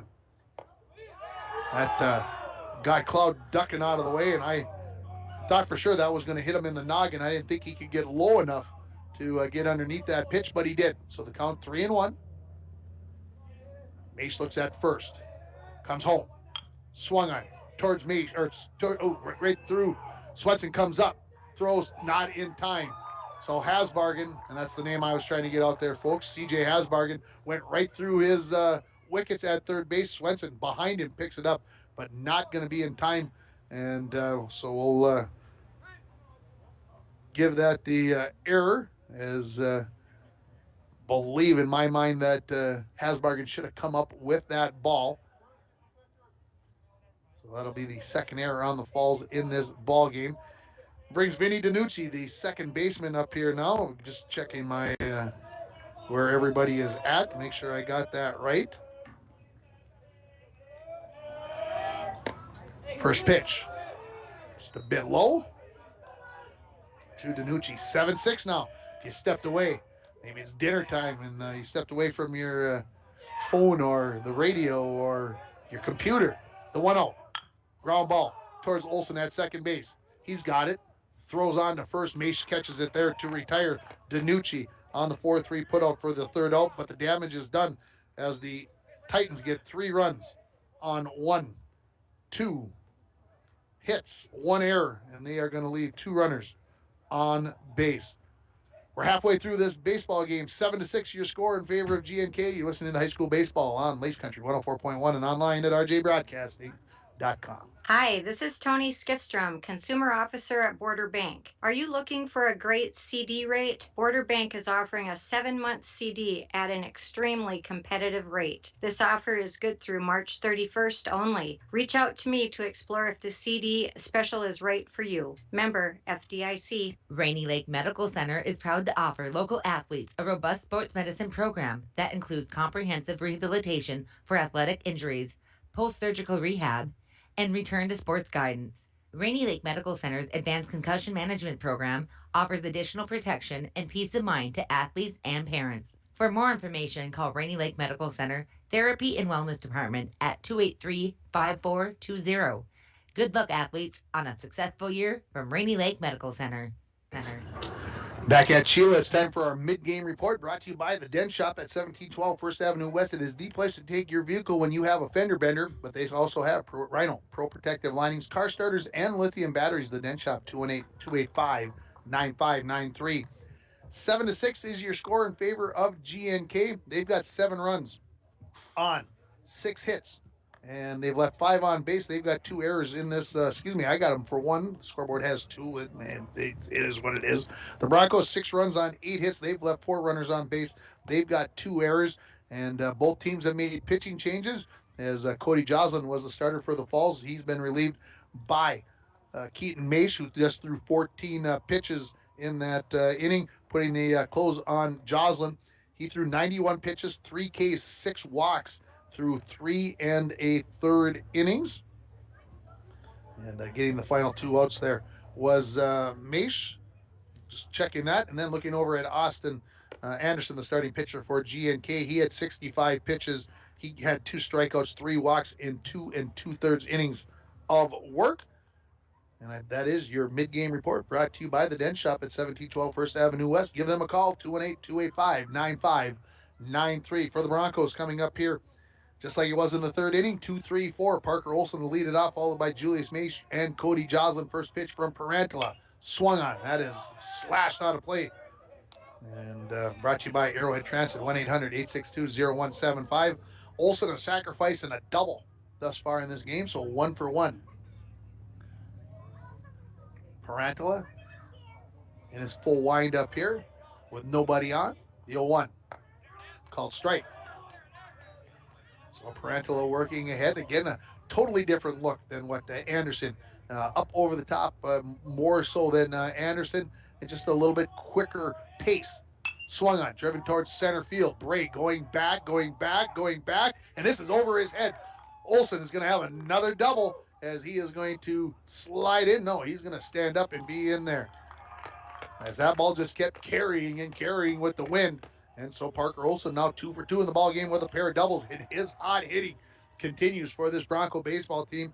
Here comes Julius Mace, ground out, hit the ball very hard at Anderson, you might recall, back in the 1st inning, and then had a single, an RBI single in the 3rd inning to score Olsen from second base. As the Broncos look to tie this game, they trail 7-6.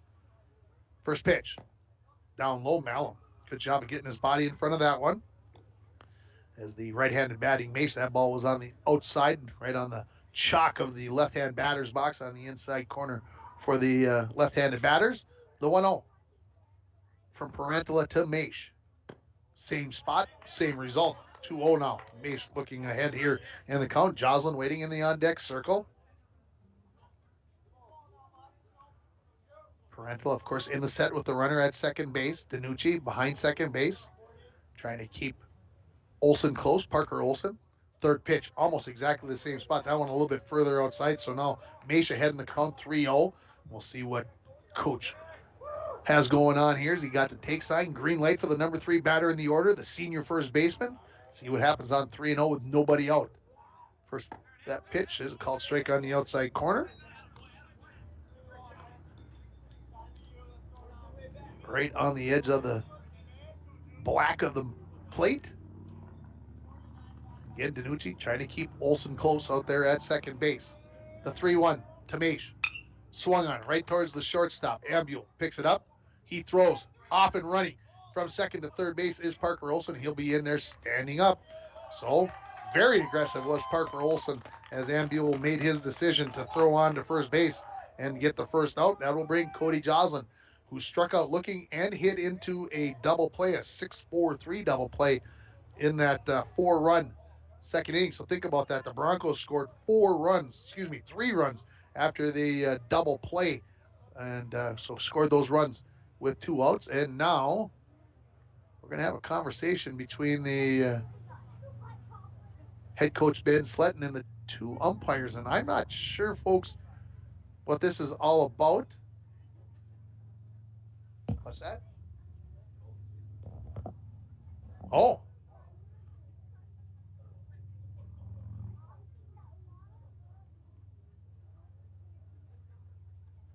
And they are calling him safe, folks. So apparently pulled the foot. Are we going to guess? I don't know how else to say that. So we're going to call an E3. I don't know. The umpires got together, and so there is nobody out. Runners at the corners, and that brings Cody Joslin to the plate. I'm just going to assume the throw over there looked, but apparently pulled his foot. I'll find out after the game because I'm gonna have to know. First pitch. Joslin swings off the fist. This is in foul territory. First baseman, does he get there? No, it hit him in the glove, and unable to come up with that is the first baseman, Vekic. And so staying alive here is Joslin on that one that easily could have been an out. And a lot of times if the ball hits the glove, you give an error in foul territory. That was a tough one. I'm not going that route, but inside to Joslin, evens up the count at 1-1. That foul ball brought to you by Arrowhead Transit, 1-800-862-0175. Pratula takes a look over at first base at Maish. To the set. Here comes the 1-1. Fouled out of play. Again, Arrowhead Transit. 1-800-862-0175, option 5 for a ride in the Borderland area. So Joslin behind in the count. 1-2. Runners at the corners. Maish at first. At third is Parker Olsen, and Parentala steps off. Didn't like the situation. Nobody out. Yeah, we're aware. There's one out on the scoreboard. I apologize for yelling. Just trying to make sure the umpires knew that we were aware that there's nobody out. The 1-2. Cold strike 3 on the curveball from Parentala, and the second time Joslin has been called out on strikes here in this ball game, and he walks back to the dugout like, what's going on? And I'm surprised, folks, because as I mentioned, he is usually a guy who makes contact, but he was, I think, looking fastball, and that breaking pitch just stunned him. Here comes Hayden Swenson. 2 walks, 2 runs scored for the freshman shortstop. The first pitch from Parentala. Down, low. So now the 1 out on the scoreboard is correct, so that will relieve any stress for the umpires and the fans and everything else. And it's good that everybody's double-checking each other. It's early in the season. To the set, Parentala. Bunt showing. Bunt down. Oh, it's a dandy. Swenson charging up the first base line. Parentala throws from the third base line. Coming home and looking to score is Parker Olsen, and he's going to get in there standing up, not gracefully, but he's got the tying run as the throw from Parentala is going to get Swenson out at the first base for the second out, but coming home to score is going to be Parker Olsen. Advancing to third is going to be Julius Maish with the go-ahead run, but there's 2 outs. But we're tied at 7 on your Napa Auto Parts and PCA scoreboard, and that is going to bring Matt Worley to the plate, a sacrifice and a single, an RBI single. A run scored and a stolen base for the senior left fielder. First pitch from Parentala. Way outside, and Malum did a great job of not letting that one get to the backstop.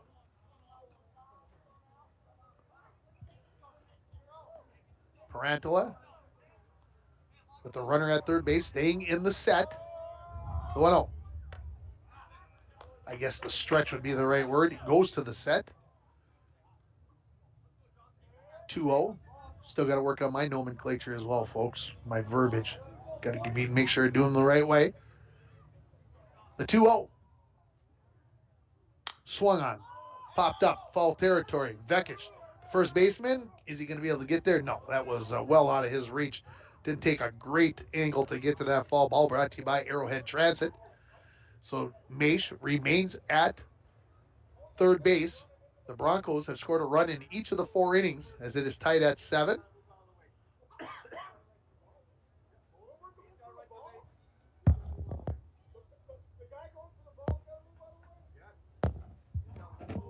The umpire and the coach having a discussion about who has got the way to get there, and the coach not sure that the guy running for the ball has to avoid the runner, but I believe the umpire is correct on that one. The fielder has to avoid the runner, not vice versa. The 2-1 to Worley, high, and now the count's 3-1. So the runner at third base is Maish. 2 outs here, bottom of the 4th inning, tied at 7. Hope you didn't have any plans to get anywhere tonight if you're here watching this one or coming along with us. Swing and a miss by Worley. So that brings up a full count here. So Parantula with the runner at third. I thought he was gonna go to the full windup, but he'll stay with the stretch. To the set, and the payoff pitch to Worley. Down low. And it's a walk. So runners at the corners now, and here comes C.J. Hasbargen. RBI single in the 2nd inning. RBI double in the 3rd inning. Also came home and scored in a head-first slide into home plate. So he's got a run and a couple of hits, 2 for 2. Runners at the corners, and here comes the coach out of the first base dugout to talk to his infield. I think they, rather than going through the signals, they want to talk about exactly what they want to do here. This trip to the mound brought to you by Service Master of International Falls for a home that is professionally cleaned all year round. Call Service Master at 218-283-4475. Todd and Gretchen will take very good care of you, so the entire infield gets together as they discuss what they're going to do here. And Hasbargen already mentioned the coach said he was a pull hitter. Yeah, he pulled that first one down the line, but that double was not pulled down the line. So we'll see how they decide to play things here. Everything remains the same as Hasbargen, the number 7 batter in the order, steps into the right-hand batter's box.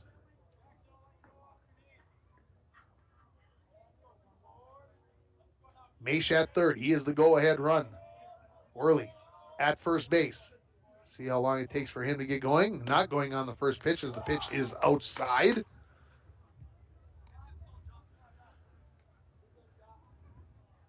Worley. I'm not saying he's slow and I'm not saying he's fast, but I kind of believe that he might be going here on this 1-0. He is not. Called strike at the knees, 1-1. Maybe thinking because Hasbargen has been swinging a hot stick. Coach Tillman's thinking, let's keep the advantage there as long as he's 2 for 2 in the ballgame. Parantula to the set. Not going. Swung on. Down the right field line. And this is going to drift foul into the track bleachers down the right field line. So Hasbargen, good power the opposite way. I think that might have had the distance. If it was fair, it might have been a home run. But now the count 1-2. So Parantula just a strike from getting off the field here as the count is 1-2 with 2 outs. Broncos have put a run on the board here in the 4th inning to tie the game at 7. Hasbargen steps back in. Parantula nods. Worley going. Curveball up high and no throw down as Worley had that base stolen easily on that breaking pitch. So 2-2 the count. Now here to Hasbargen. Maish at third. Worley at second. Hasbargen gets the 2-2. Down low. Malum does a good job. I really like the job he does behind the plate. He makes it look so simple. Just easy back there. So now a full count here to Hasbargen. Runner's not going to be going in this situation as no force here to get going with the runners at second and third. The payoff pitch from Parantula. Swing and a miss, strike 3. And that is the 3rd out. So a pair of strikeouts, but the Broncos get the Game-tying run. We're headed to the top of the 5th inning. Your score, International Falls 7, Greenway, Nashwauk-Keewatin 7. You're listening to it on Lakes Country 104.1 and rjbroadcasting.com, and you're watching it on yourliveevent.com. Employees at Packaging Corporation of America have been producing quality paper for over a century. We understand our responsibility to the community, and we're honored to support the many needs and events occurring in the Borderland. From providing donations to local schools and events, to supporting organizations meeting physical needs in our community, Packaging Corporation of America does more than make paper. We make a difference. City Drug, your community health mart pharmacy, now carries Wind and Willow products.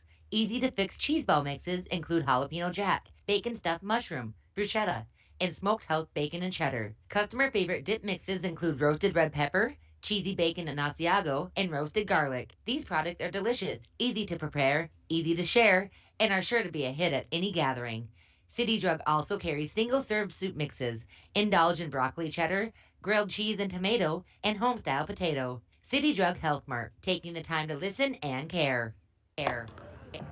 Welcome back to Sheila Field, and that commercial did nothing for my hunger level on the Jeez Louise. I don't need to be hearing about all those delicious soups and what's going on. Putting me past my supper time here. We're 4 innings in. We still maybe got 3 innings to go. Then we're an hour and 50 minutes in. Greenway, Nashwauk-Keewatin coming to the plate. It'll be 7, 8, 9. It'll be Williams, Malum, and Bray who will come to the plate. And that's a falsehood because we've got a pinch hitter and maybe was already in the ball game, but it is number 4. This is Landon McKee. Landon Mackey. I'm going to go Mackey. I think I got it right. Mackey. I think we talked about this. His first at-bat of the ball game. Down low from Maish in his second inning of work here as he got 2/3 of an inning in that top of the 4th. Tied at 7 here on your Napa Auto Parts and PCA scoreboard. Swung on, and that's a foul ball at the plate. So 1-1 now the count to Mackey. Not Mackey like M-A-K-I, like you see it a lot of times. M-A-C-K-E-Y. Mackey. It's so simple. I don't know why I had a problem with it, folks. I apologize. The 1-1. Swing and a miss and a breaking pitch. Maish threw a little English on that one. So now Maish ahead in the count, 1-2. Let's see what he comes with on this pitch. Swing and a miss. Strike 3 on a pitch outside of the zone. So the first strikeout of the game for Keaton Maish. It's brought to you by Canner Electric for all your electrical needs, both commercial and residential. Stop at Canner Electric at 500 4th Street or give them a call, 218-283-8319. Here comes the catcher, Jackson Malum, to the plate. He's got a fielder's choice and a ground out, so officially over 2, but he scored a run back in that 4-run second inning. He takes the first pitch for a called strike. Maish ready with the 0-1. Ball out of play. Brought to you by Arrowhead Transit. 0-2 the count. Malum, big smile on his face as he put that one towards the first base dugout. Maish ahead 0-2. Broncos playing it pretty much straight up in the infield and outfield with the catcher Malum batting. The 0-2 on the way. Breaking pitch. Didn't break in enough.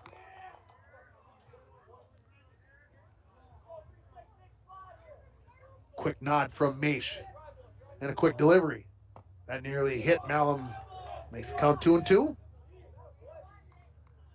Say the outfield playing medium deep with the catcher Malum batting.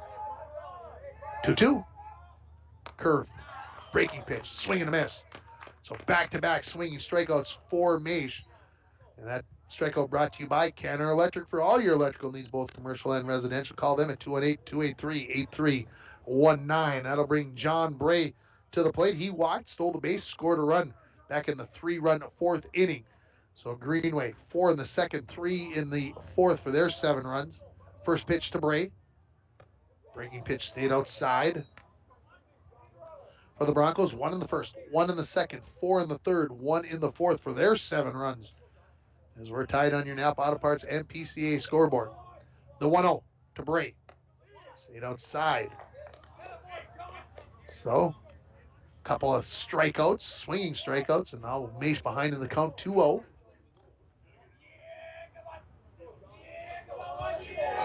Pitch on the way. Swung on. Golfed over the top, and a sliding catch by Worley in left field. I didn't think he was going to get to that ball, but he comes up with the line out to third base, or to the left fielder over third base, as he was playing in a little shallower than he had been on the previous batter with Malum, and he catches that one at his shoelaces as he slid in there for the third out. And man, that's a little dun-a-dun there as he comes sliding in there. G&K goes 1-2-3 in the top of the fifth inning. We're coming back with the bottom of 5. Your score: International Falls 7, Greenway Nashwauk-Keewatin 7. You're listening to Bronco Baseball on Lakes Country 104.1 and rjbroadcasting.com, and you're watching it on yourliveevent.com. The National Propane Gas Association recommends that all gas systems should be routinely inspected every 5 years. Lakes Gas in the Falls can check your gas systems on a regular basis. A gas system safety inspection only takes 1 or 2 hours and includes a leak test as well as a visual inspection of all your gas appliances. Lakes Gas has a fall special on gas safety system inspections right now, so call Lakes Gas for an appointment today. Lakes Gas, your local propane company since 1959.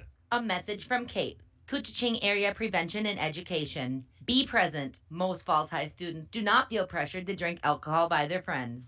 We learn from the past, live in the present, and strive for the future. CAPE is working together to empower the communities within Couchiching County through prevention, education, collaboration, and shared leadership to reduce alcohol and tobacco use among youth and young adults. Together we are strong. This ad has been funded by Drug Free Communities Grant Funding.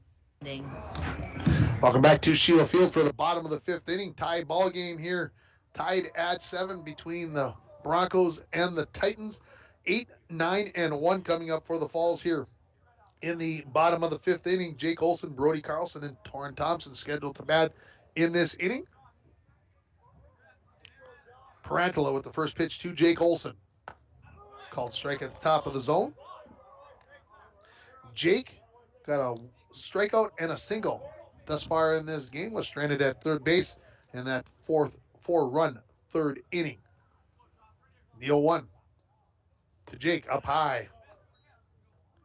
1-1. Broncos looking to score again. They've scored in every inning thus far. See if they can get another crooked one up here this inning. The 1-1. High. Outside. Parentala looked like he maybe stumbled a little bit as he came through on that follow-through. Maybe that caused that pitch to be out of the strike zone as he goes back and cleans up the pitching rubber a little bit. Swung on right towards the third baseman. Hannah charges. Scoops it up. Throws to first base. Vekic gets Olson by about a step and a half for the 5-3 put-out for the first out of the bottom of the fifth. Brody Carlson, couple of singles. Both times stranded, well, his courtesy runner stranded at first base. As Parantala has done well since he came in relief of Austin Anderson, kind of shutting down the Broncos a bit. First pitch to Brody. Called strike. Parantala almost got up on his tippy toes to bring that ball up over the top and down into that strike zone. That makes a big difference when you can get a little extra momentum on it. The 0-1. Curveball. Carlson was ready to wear that one on the left humerus, but just missed his arm, and 1-1 now the count. Coach Tellman's running through a set of signs as Carlson steps back in. The 1-1 from Parantala. Swung on. Popped up over my head. Brought to you by Arrowhead Transit, 1-800-862-0175. Did 3 games on the air twice. I've been on a press box, protected, all nice. I like the accommodations. Of course, the Rainy River, Minnesota North College press box. Parantala finally gives the nod to Malum. Here comes the 1-2. Curveball that stays up a little bit high. Evens up that count at 2-2. Look to see. Got a message. Not the message I was hoping for. The 2-2 to Carlson. Bounces in, goes to the backstop, makes the count full here. 1 out, bottom of the fifth, tied at 7. Yeah, maybe got the text message that I'm looking for. Oh my gosh, I got text messages all over the place. Gonna have to check those out in between the innings here. The payoff pitch, 3-2 from Parantala to Carlson. Swung on, tomahawked out of play. Brought to you by Arrowhead Transit, 1-800-862-0175. Let's see here. Final, Little Fork Big Falls softball. They lose to Chisholm 9-8. Oofda. Tough one. Another 3-2 pitch to Carlson. Swung on down the left field line, but pulled it foul. Got good contact there. But now this has become an 8-pitch at-bat between Parantala and Brody Carlson.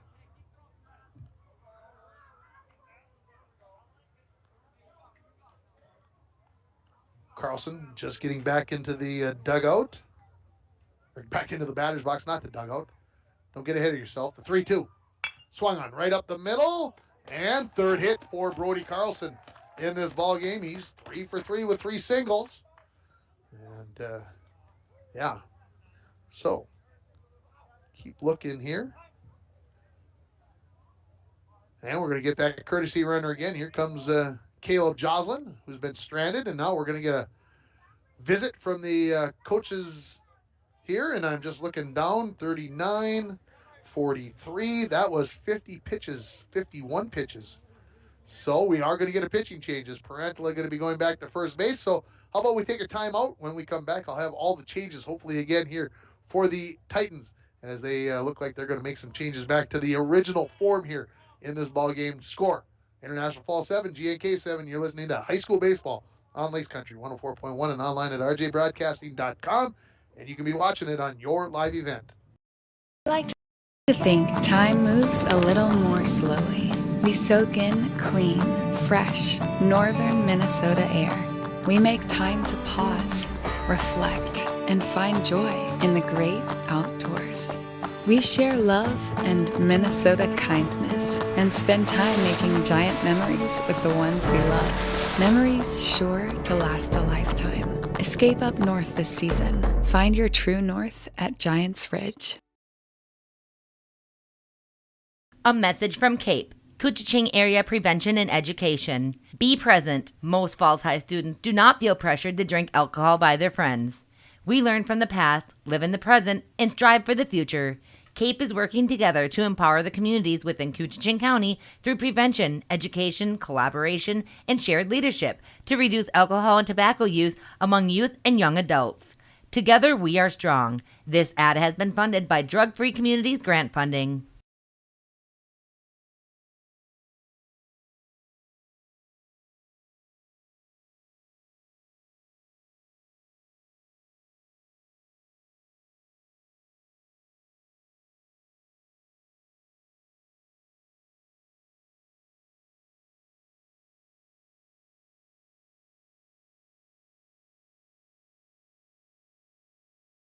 To Sheila Field, so your adjustments coming into pitch is going to be the shortstop, who was Ambule, who started the game at second base, so he'll be your new pitcher. Parantala goes back to first base.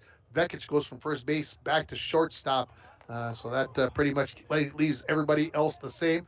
So as we look at it, runner on first base here, 1 out, bottom of the 5th. Stepping in, Torrin Thompson, a walk and a ground out and a fly out just thus far in the game. So 0 for 2, run scored, takes the first pitch high and tight from Ambule. Runner at first base is Caleb Joslin, the courtesy runner for Brody Carlson, who's 3 for 3 in the ball game. 51 pitches for Parantala, a couple of Ks and 1 walk. Throw over, Joslin dives back in. Decent move there by Ambule. Broncos looking to regain the lead. They took the 1-0 lead, then G&K took a 4-1 lead. Then the Broncos got back in front 6-4, then 7-6, and now 7-7, bottom of the 5th. Called strike at the top of the zone. He was up the count here at 1-1 to the center fielder, Torrin Thompson. Top of the order here for the Falls. As Thompson batting for the 4th time here. Joslin gets his lead at first base. Ambule to the set and delivers. There's a good pitch on the outside corner. So 1-2. Thompson looking down at Head coach Talmadge gets the signs. Nod for a Ambule to the set. Comes home, up high. And Malum throws down to first base, trying to throw behind Jocelyn, and that one gets away from Parantala, but not far enough away where Jocelyn could try to advance the second. He thought about it. It went through his head, and then he realized that would be a very poor choice on his part. So Thompson will step back in here with the 2-2 count. Ambule looks at first. Comes home. Swing and a miss, strike 3. Second out here as Ambule reared back and blew that one past Torrin Thompson. Here comes Parker Olson. Sacrifice. Double for Parker Olson, who's been red hot to start this season. See if he can continue his ways. 2 outs here now. Bottom of the 5th. High. Almost high enough to go to the backstop, but Malum quickly out of his crouch to get to that one before it got there. Ambule gets to the set. Comes home. Up high. Now, my memory serves me correctly, and I think it does. Goaltender. One of the goaltenders for the GNK hockey team. Got to be a good athlete to play there, right? Here comes the 2-0 to Parker Olson. Up high. 3-0 now the count. So one of the doubles came on a 2-1 count. The last double came on an 0-2 count. So Parker Olson doing it all over the place. He got the green light here. You'd think back-to-back doubles, you'd think he's got a chance to take a swipe at this one if it's there. Takes a called strike at the top of the zone. I think he was taken all the way.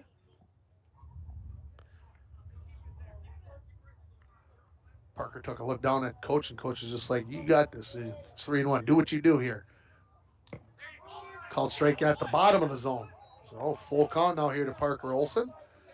And I think 2 good takes when you're hitting, you're seeing the ball as well as Parker Olson. He's like, hey, that one's at the bottom of the zone, then the top of the zone. You got to let those go here. You see if you can get something good here on 3-2. Swing and a miss, strike 3. So back-to-back strikeouts for Ambule as he comes in and gets 2 Ks. As the Broncos strand a runner in the first inning, they have not scored a run. We're going to the 6th inning. Tied at 7. You're listening to Bronco Baseball on Lace Country 104.1 and online at rjbroadcasting.com. High school fans, falling and getting up is one of many lessons students learn when they participate in high school activities. It takes courage to show up and perform knowing that mistakes will occur. A missed shot, a bad pass. Mistakes are part of the game. Teaching young people is a valuable lesson in picking themselves up and starting over again. This message has been brought to you by the Minnesota State High School League. My name is Jared, born and raised in Minnesota, and I'm a project director at Enbridge. Enbridge is more than a pipeline company. It's a company participating in renewable energy projects in Minnesota and abroad, and I'm really proud to be working here. We believe a cleaner energy future is achievable. For over 20 years, we've been early adopters of renewable energy, and we're proudly committed to net zero emissions by 2050. To hear more from Jared, visit enbridge.com/Jared. That's JERRID. You make sure his toys don't have any sharp edges. You taught her what to do when the smoke alarm goes off. You do so much to keep your child safe. But are you using the right car seat for your child? Car crashes are a leading killer of children ages 1 to 13.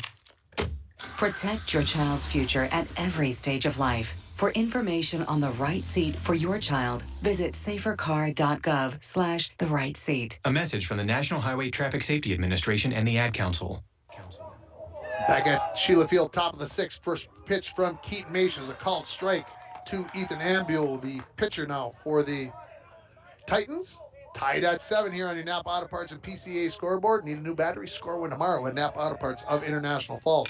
The 0-1, driven to right field. Parker Olson ranging to his left, and he comes up with the catch on a medium run out there. And I thought maybe he wasn't going quickly enough. I don't know if you could feel the tension in my voice there. But he made it look routine again as he's doing out there. Thomas Vekic now coming up. He's got a fly out, a walk, and a single run scored in this ball game. The left-handed batting shortstop steps in. Called strike on the outside corner. Maish in his third inning of relief work for starter Cody Joslin, as he got the final 2 outs of the fourth, and now into the 6th inning here. The 0-1 bounced that one in. 1-1. Of course, stay tuned for the post-game show brought to you by Canada Electric. And of course, we'll have an update on all the games in the area tomorrow morning on the morning show. So make sure you're listening right around 7:20 for the sports. Here's a ball out of play over the third base dugout, brought to you by Arrowhead Transit, 1-800-862-0175. So the count 1-2 here to Vekic. The number 2 batter in the order, Hannah, waiting in the on-deck circle. The third baseman, Mace, ready with the 1-2. Swung on, fouled in towards the first base dugout, off the fence there. Again, brought to you by Arrowhead Transit. They'll throw that ball back in. Again, just an absolutely sunny day, not a cloud in the sky, a little breezy, but geez, if you want to get out and watch a baseball game, you're just heading out or doing something, stop in. Up high, 2-2. I know they've got eats downstairs. I don't know, Dwayne was just down there. He probably had a hot dog and popcorn and a soda while he was gone. I'm not sure. All sounds good. The 2-2. Oh, just missed. I was ready to say call third strike, folks, if you couldn't tell in my voice. And Mace wanted it. Thought it was going to be there. Did not come to him. So a full count. Payoff pitch to Vekic. Swung on, fall right back to the screen right here in front of us. So the at-bat continues. Pitch number 8 will be coming up here on the next pitch. 1 out.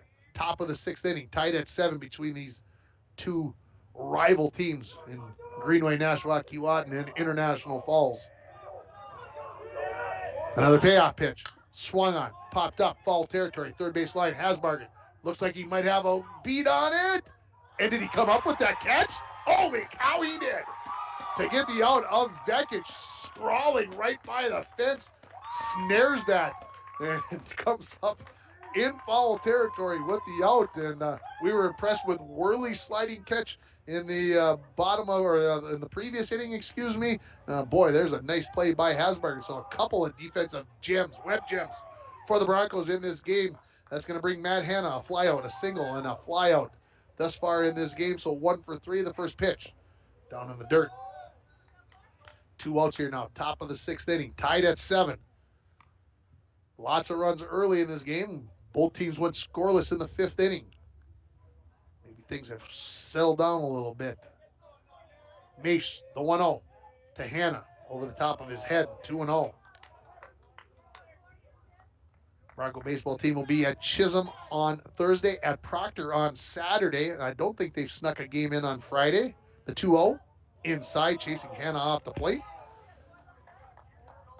As they try to keep rescheduling these games, you got to stay tuned. You got to stay tuned on how that's all progressing, because these games from April are going to get rescheduled into May. Some of them. The 3-0. Right down the heart for a called strike. He's kind of directed that one, just kind of over the top and just kind of put it in there. So the count sits at 3-1. Pitch on the way. Swung on right towards Hasbargen. Gets it on the short hop, knocks it down, fires across. Mace up off the bag, but comes down on the bag and comes up with the out. So Hasbargen hung with that. He comes up with a big play along the fence on the foul ball. Stayed with that. He was up on the edge of the grass with that one. It was hit fairly hard at him, and he just put his body in front, knocked it down, stayed with it with the glove, and took his time and got the 1-2-3 inning for GNK. That's back-to-back 1-2-3 innings for Keaton Mace on the hill. We're headed to the bottom of the 6th inning, tied at 7. You're listening to Bronco Baseball on Lace Country 104.1, rjbroadcasting.com, and you're watching it on yourliveevent.com. Hi, this is Tony Skifstrom, Consumer Officer at Border Bank. Are you looking for a great CD rate? Border Bank is offering a 7-month CD at an extremely competitive rate. This offer is good through March 31st only. Reach out to me to explore if the CD special is right for you. Member FDIC. Rainy Lake Medical Center is proud to offer local athletes a robust sports medicine program that includes comprehensive rehabilitation for athletic injuries, post-surgical rehab, and return to sports guidance.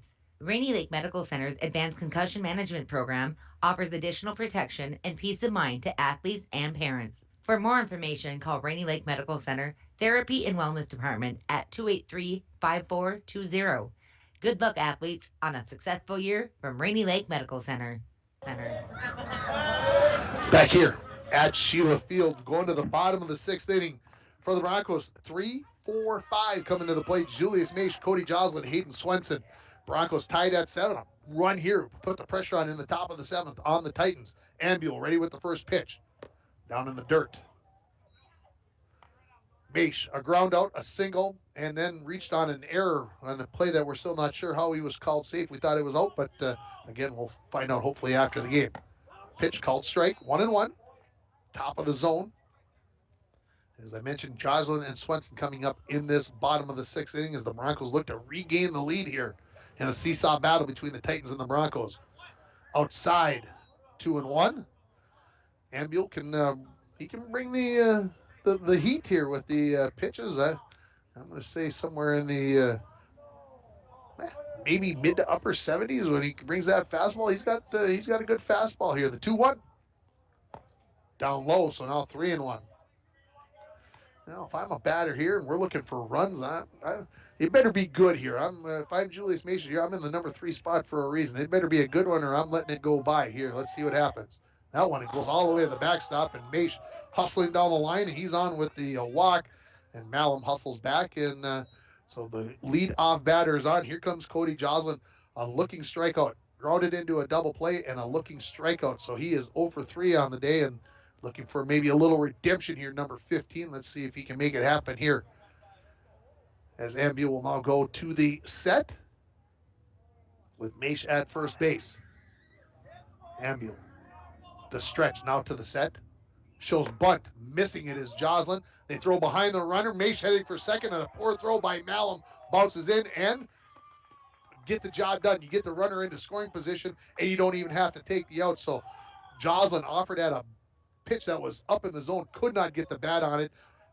Maish was sure that he was going to get a piece of it, got himself into no man's land, threw behind Maish, and Parental, a good job of knocking it down, not only allowing Maish to get to second base.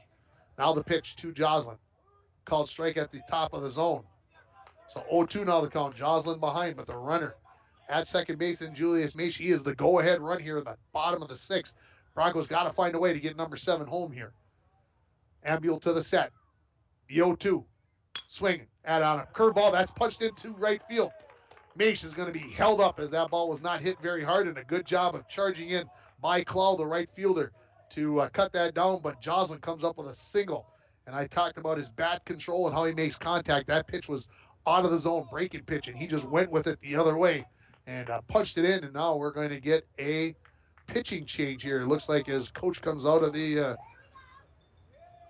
dugout, and he points right now that something is going to be happening here. So, folks, runners at the corners, nobody out. Bottom of the 6th inning, tied at 7. We're going to take a break. We're coming back. You're listening to Bronco Baseball on Lakes Country 104.1 and rjbroadcasting.com. You're watching it on yourliveevent.com. Now is a great time to visit Falls Lumber Company's Design Center. We heat this building with fireplaces and stoves so you can feel the warmth, see how they burn, and check out which one is best for your home, cabin, or shack. We sell some of the best name brands in business: Cozy Heat, Yodel, Hearthstone, Napoleon, Regency, and more. Check out Falls Lumber Company's Design Center, something for everyone. 201 4th Street in the Falls. Welcome back, everybody, here to Sheila Field. I'm going to speculate that this pitching change has more to do with pitch count than it does with anything else. 19 pitches for Ambule, and that means he could be available tomorrow. And with the number of games that these teams probably have going on, I think that could be something to do with it. So Vekic, another right-hander, he's going to come in from shortstop. I assume him and Ambule are just going to switch spots, as Ambule will go back to the shortstop position, as we are tied at 7 in the bottom of the 6th inning here. And well, good game here, folks, between, again, these two longtime rivals in, well, all the sports. And always it seems you get some school that's got the advantage at one time or the another, and then the other school comes up with the advantage. So coming up for the Falls, here comes Hayden Swenson. A walk, and a sacrifice thus far in this ball game. So technically 0 for 0 at the plate, but he's got a couple of runs scored. And just make sure, Ambule is playing at short. Hannah, the third baseman, comes in. They're going to make sure that they're all on the same page here with the runners at the corners. Nobody out here, as we again reset it for you, as Swenson's going to step in.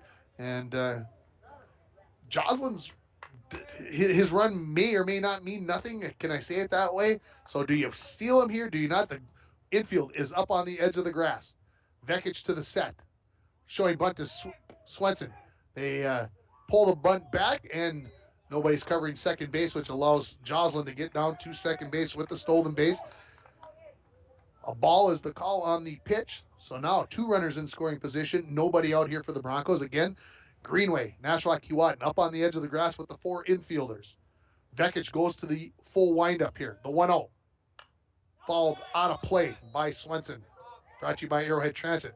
1-800-862-0175. Junior high softball game going on behind us. 5-4. Northwoods leading that one. After beating the varsity game, Northwoods won 9-3 officially on the final. Vekic ready with the 1-1 to Swenson. That hit him right in the skull. Oofda. And he comes out of that pretty well, and that loads the bases. And folks, this is the 3rd game I've watched this season. That's the first hit by pitch that we've had this season for me. And the umpire is going to make sure that Swenson is okay. And I didn't see him any worse for wear, but he luckily got his head turned around and took that in the back of the helmet rather than a Kyle Farmer in the face. Here comes Matt Worley. Well, I've already mentioned it a few times this game. He's quite the bunter. Would they bunt here with the bases loaded and nobody out? First pitch. Swung on. Pulled down the left field line, and Worley's watching that like a golfer going, man, can that thing curve as he pulled that one foul. That hit was hit a long way by Matt Worley. He saw that one well and got around it on it in a hurry. Bases loaded. Bottom of the 6th. Tie ball game. Nobody out for the Broncos. The 0-1 to Worley. Swing and a miss. As Vekic right now just rearing back and challenging the hitters with the fastball. Worley looks down. 0-2 count. Now you would think that would take the bunt off completely. But he's a good bunter. Who knows? Vekic winds and fires. Up high. Again, Vekic just rearing back. Johan Duran style here and just saying, okay, if you can catch up with it. I thought Ambule was throwing hard. Vekic throws a little bit harder, I think. The 1-2 to Worley. Curveball. Called strike 3, and Worley knew it. He could not pull the trigger. He was looking fastball, and here comes the breaker. There's the first out. Well, here comes C.J. Hasbargen. A single, a double, and a strikeout thus far. So 1 out here. Bottom of the 6th. Tied at 7. Maish at 2nd. Maish at 3rd. Joslin at 2nd. Swenson at 1st. The first pitch to Hasbargen. Up high. Again, 19 pitches for Ambule after he came out of the ball game. And 2 Ks and a walk. The 1-0 from Vekic to Hasbargen. Outside, now 2-0. Again, the infield for GNK up on the grass. Trying to knock down that run at the plate. Any ball put in play here as the Broncos looking for the go-ahead run. Swing and a miss. Hasbargen took a full swipe at that one. He saw what he liked, and he came up empty as the count goes to 2-1. Vekic with the nod and the delivery. Down low, and now the count 3-1. So Vekic missed just low there. Obviously, Vekic doesn't want to walk in the run. I don't think he's obviously going to do it intentional.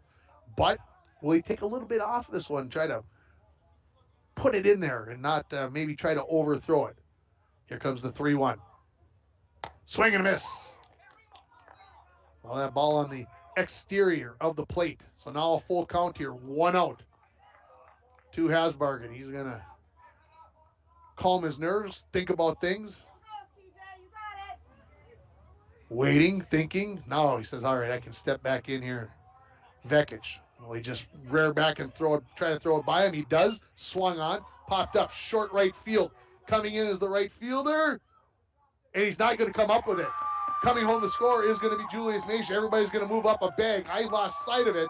It wasn't hit hard, but it was hit shallow enough. And with the infield in on the edge of the grass, the second baseman, Danucci, could not get there to get to that ball, and neither could the right fielder, Clow, come in to get it, and it's an RBI single for Hasbargen, his third hit and third RBI of the game, and the Broncos lead it by a score of 8-7.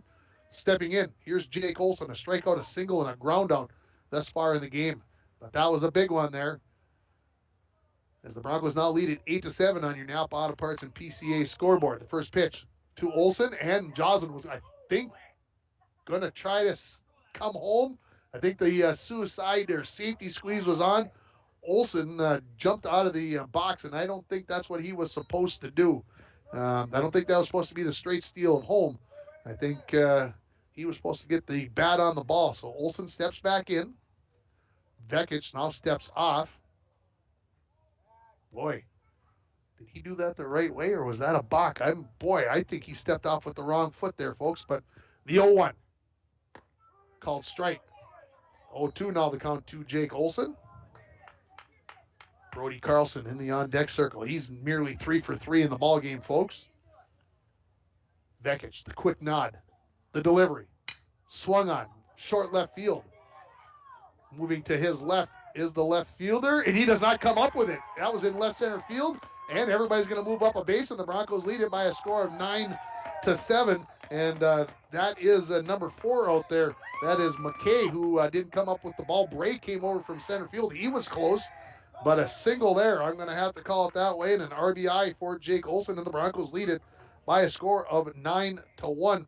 And I said it was a pop-up. I didn't think it was hit that far, but it got out there further than I thought it did, and it's good enough for the run. And here comes the coach. Another visit here to the mound, brought to you by Service Master of International Falls. For a home that is professionally cleaned all year round, call Service Master at 218-283-4475. Todd and Gretchen will take very good care of you. What did I say? It's I said 9-1? 9-7, sorry. I didn't even realize it. And I got Dwayne over here saying, you said 9-1. I'm like, what did I even say? 9-7. I don't know. Maybe I was looking at the 1 on the scoreboard in the out. But we do have a pitching change again. And this is going to be number 7. And this is going to be Vinny DiNucci that's going to come in. So, coming in relief there was Vekic. He faces 4 batters, and he gets a hit by pitch, a strikeout, a single, and a single. And you would have to say, and I'm going to say it this way, those 2 singles that he gave up, 2 pop-ups, essentially, that his teammates just, one had no really chance to get to, and one that I think the left fielder would like to have back another opportunity at. So another pitching change here. We'll keep it right here. There's no sense going anywhere now. So I'm just looking down here. Strikeouts for the GNK pitching. They've got 7 Ks, 1 hit batter, 5 walks in the ball game. So as we reset it here, the Broncos have the bases loaded. They're up 9-7 as they've scored 2 runs here, 1 out, as DiNucci comes in here in relief. So this is pitcher number 5 for GNK. And looking at the number of pitches for Vekic, 3, 7, 13. Well, he'd gotten to 16, so is that 20 threshold that the GNK coaching staff looking at and keeping things intact so that these guys can pitch tomorrow? And I'm not sure GNK has a game tomorrow. I probably should know that, but with the schedules, you can really look online and say, yeah, I've got their schedule down. So, bases loaded. Here comes Brody Carlson. 3 for 3 in the ball game, 3 singles. His courtesy runner, Caleb Joslin, has been stranded at first base all 3 times. What are you doing here? Don't you have practice to have tonight? Nope, no practice tonight either. There's a JV game after. Head coach Josh Koenig from the RRC. Are you playing tomorrow? 1 o'clock? 1 p.m. doubleheader. First pitch swinging. Carlson pulls it down the line out of play. So a strike. And playing Masabi Range tomorrow, right? 1 o'clock doubleheader here. So, hey, take the afternoon off. Maybe that's what I'll do. I'll just take the afternoon off and just come watch baseball. What the heck? Nothing wrong with that. Here comes the 0-1 to Carlson from DiNucci. He shows bunt. He gets it down, up in the air. It's going to be a foul ball. Trying to score from third base was Hayden Swenson on the squeeze play. But that pitch was well up in the zone. Carlson, I'm going to say, did a pretty good job of getting a piece of that. That's not easy to bunt the ball that's up by your eyeballs. And he got a piece of that one. So now the count 0-2. I like the thought by head coach Phil Talmadge, trying to get that another run. Keep getting those runs here, because you just never know when you might need them here. Bases loaded, 1 out. The 0-2 to Carlson. Swung on, ripped down the left field line, but pulled foul. He got out in front of it. And, it's a 325 sign down the left field line. It's pretty faded, but I think I remember it being 325. He probably hit that ball 300 feet to hang in there, but it's well foul, so the count remains 0-2. You should get out there and paint those up before tomorrow, Coach Koenig. Just, because you got nothing else going on between here. The 0-2. Outside, missing. Infield wanted that one. It was definitely outside. Umpire's been very consistent with his strike zone in this game. We can appreciate that. Fans, coaches, players, that's the way you want it to be. The 1-2 from DiNucci. Inside. Titch high maybe. 2-2 here now. Carlson manages to get through here and get the next batter up. Torrin Thompson waiting in the on-deck circle. The top of the order, as the Broncos have made it through the lineup here 4 times. The 2-2. Swing and miss. Strike 3. Had a pitch that was out of the strike zone, and Carlson was protecting, hoping to send that one the other way. And so now there's 2 outs. And here comes Torrin Thompson. A walk, a ground out, a pop out, and a strikeout. That's just about all the 3 ways you can get out in a ball game with those options. Let's see if he can get a base knock here, because he's got everything else going on here. DiNucci to the set. Comes home. That nearly hit Thompson. This is the 8th batter in the inning for the Broncos. Standing on third base is Swenson. Second base, C.J. Hasbargen. First base, you've got Jake Olson. DiNucci. The 1-0 to Thompson. Swung on. Left field. Going back. And trying to get underneath is Mackey. He's going back, and he comes up with the catch. Out in left field to retire the Broncos, but the Broncos scored 2 runs on 1, 2, 3 hits. No errors, and they're going to leave the bases loaded. We're going to the top of the 7th inning. The Broncos lead it by a score of 9-7. You're listening to High School Baseball on Lace Country 104.1 and online at rjbroadcasting.com. And you're watching it on yourliveevent.com. Are you looking to purchase a new house or cabin this summer? Did you find the home of your dreams? The real estate team at TrueStar Federal Credit Union wants to help. Whether it's a purchase, refinancing, construction, or home equity line of credit, we are here to guide and educate you through the whole process. Contact us to talk about our loan options today. Call and make an appointment or apply online at TrueStarFCU.com. Equal housing lender. Federally insured by NCUA. TrueStar, where banking is brighter. Follow us on Facebook and Instagram. City Drug, your community Health Mart pharmacy, now carries Wind and Willow products. Easy-to-fix cheese ball mixes include jalapeno jack, bacon stuffed mushroom, bruschetta, and smoked health bacon and cheddar. Customer favorite dip mixes include roasted red pepper, cheesy bacon and Asiago, and roasted garlic. These products are delicious, easy to prepare, easy to share, and are sure to be a hit at any gathering. City Drug also carries single-serve soup mixes, indulge in broccoli cheddar, grilled cheese and tomato, and home-style potato. City Drug Health Mart, taking the time to listen and care. Welcome back to Sheila Field here, top of the 7th inning. Keaton Mace out there hurling for the Broncos. He's got 2 back-to-back 1, 2, 3 innings for the Titans coming up this inning. 4, 5, and 6, Joss Parantula, followed by Hayden Claw and Vinny DiNucci. Looking at Parantula here, a single, a ground out, and a single. A couple of RBIs on that last single in that 4th inning, as he batted in 3 consecutive innings, but then the 1, 2, 3 innings, it's been since the 4th inning since he batted. The pitch from Maish. Down in the dirt. Maish pitched 2 2/3 innings thus far, a couple of strikeouts, but I mentioned those 1, 2, 3 innings. That's the big deal there. The 1-0. Down low. 2-0. Broncos leading at 9-7 on your Napa Auto Parts and PCA scoreboard. The 2-0 to Parantula. Swung on. Foul ball at the plate. Brought to you by Arrowhead Transit, 1-800-862-0175. So the Broncos got those 2 runs. Of course, the one to go ahead, they put yourself ahead, but then the insurance run A biggie there to give yourself a bit of a cushion in case things go south here in the top of the 7th inning. New ball to Maish. 2-1 the count to Perantala. Pulled over, shifted over a little bit to the left-handed batting Perantala. He takes a called strike at the knee, so he evens up the count at 2-2. Hasbargen, the third baseman, well off the third base bag. And Swenson playing right where he always has with the Perantala this 4th straight at bat. Here's one towards left field. Worley on the run! And he does not come up with it. I thought he had come up with it. Did that hit him in the glove? Boy, he slid in on his knees. I thought he had it just like the catch to end the inning here 2 innings ago in the 5th inning, but somehow did not come up with that ball. And I'm going to call it a single.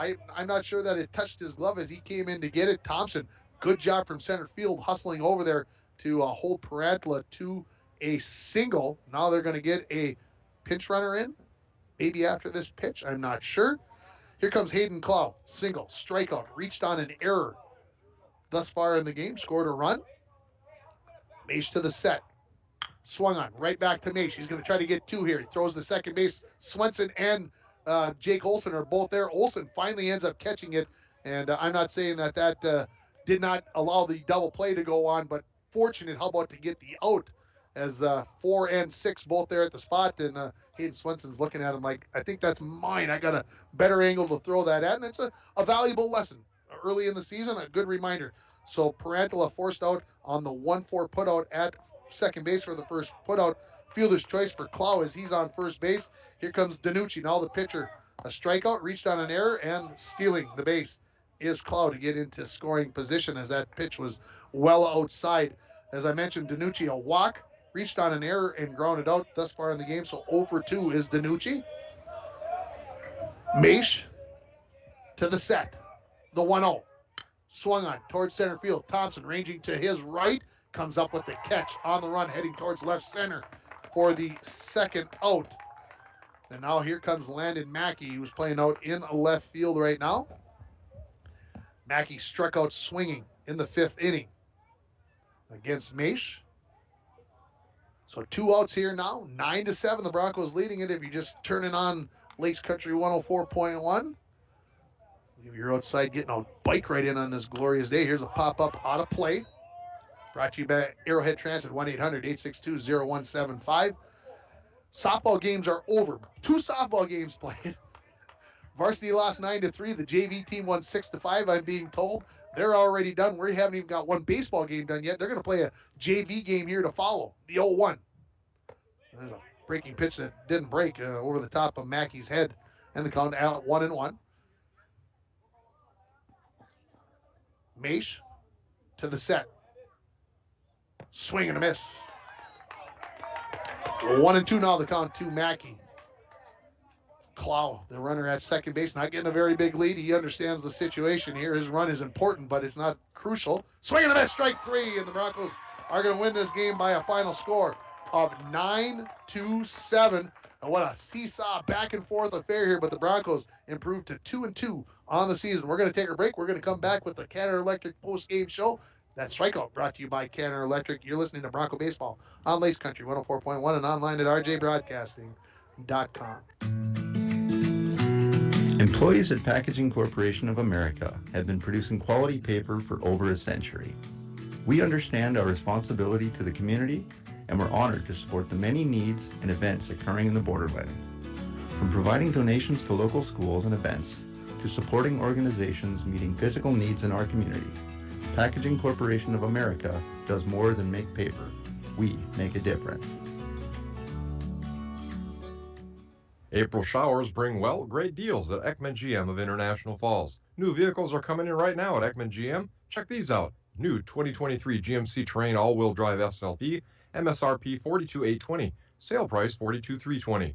Or this new 2023 Chevy Silverado 1500 RST, MSRP $61,905, sale price $61,665. Chevrolet, 5 new roads, lots to choose from at Ekman GM, locally owned, community first. Find out more at EkmanIFalls.com or stop on out at Ekman GM on Highway 53 South in the Falls. And we're back with breaking news. The new Coke Zero Sugar might be the best Coke ever. That's right, Jim. With an improved taste and 0 calories, make sure... Jim... Ooh, yes, this tastes like the best Coke ever to me. We're on the air. I need to try it first. With zero sugar and now even more delicious, it's the new Coca-Cola Zero Sugar, the best Coke ever. Find out for yourself. My name is Jared, born and raised in Minnesota, and I'm a project director at Enbridge. Enbridge is more than a pipeline company. It's a company participating in renewable energy projects in Minnesota and abroad, and I'm really proud to be working here. We believe a cleaner energy future is achievable. For over 20 years, we've been early adopters of renewable energy, and we're proudly committed to net zero emissions by 2050. To hear more from Jared, visit enbridge.com/Jared. That's JERRID. Having repairs done in your apartment should never come with strings attached, like being harassed and constantly pressured for sexual favors. My landlord told me my rent would be free if I gave him something in exchange. The Fair Housing Act protects you from harassment by anyone associated with your housing, including someone making unwelcome sexual advances. If this happens to you, file a complaint with HUD. No strings attached. To learn more, visit hud.gov/fairhousing. If you fear for your safety, call 911. A public service message from HUD in partnership with the National Fair Housing Alliance. Welcome back here to Sheila Field in the postgame show, brought to you by Canada Electric. For all your electrical needs, both commercial and residential, stop at Canada Electric at 500 4th Street in International Falls, or call 218-283-8319. The Broncos win it by a final score of 9-7. They get 2 runs in the bottom of the 6th after the game was tied at 7, and what a big comeback by the Broncos. They trailed a few times in the ball game, but they were able to come up with the win here. And lots of stuff to talk about coming to you from the Rainier River, Minnesota North College press box area. We're waiting for CJ Hasbargen to head up here for the post-game interview. I thought I saw him sprinting out in between the fence and the dugout to come up here to talk to me, but we'll see how soon he gets here. The Broncos scored, get this right here now, 1 in the first, 1 in the second, 4 in the third, 1 in the fourth, none in the fifth, but they get those 2 runs in the bottom of the 6th to get the difference of 9-7 as Greenway scored 4 in the second, 3 in the fourth. Come on right over here, Mr. Hasbargen. Do not pull too far on that. I somehow got that microphone twisted up there. I'm not sure how I did that. Being joined by CJ Hasbargen, and okay, you had you went 3 for 4. Yeah. You had a couple of plays at third base. Which one was the biggest play in your mind for you? You know, hold that up close. Probably that dive and catch on the third base foul line by that fence. I had to move pretty far. Wheels were definitely going. I saw you get them. I saw you get the wheels going. Yeah. When did you realize that? Hey, I got an opportunity to get to this. You know, right away. Basically, any ball, I'm there. Yeah. Okay. Did you kind of catch that ball kind of like behind you? Yeah. I kind of overran it a little bit. Okay. You know, we got to make it look cool for the cameras sometimes. How about getting the game-winning RBI? That's not a big deal. That catch was bigger than that. Yeah, to me it was. Yeah. Okay. You know, when everyone's out here firing all at the bats, this team could probably be one of the best teams in the range. If we're all firing right off the bat, everything's clicking, we're one of the best. It looked like to me like you guys kept just chipping away. You kept getting people on base. What's kind of the mood of you guys in the dugout? I mean, I can talk to coach about, this is what we're trying to do. What about the mood of the kids in the dugout? Just talk about what you guys were feeling during this game. You know, we started the game. Coach set a goal, chip away slowly every inning, make it a big score instead of one big one right every inning. And everyone's just cheering. It cheers up the batters, makes everyone go even harder. It makes them feel better. Okay. I think we got the day off tomorrow game-wise. We got practice. Yeah, practice. What does this team need to get better at? What you guys can you do better? The record's sitting at 2-2. What do you guys need to do better?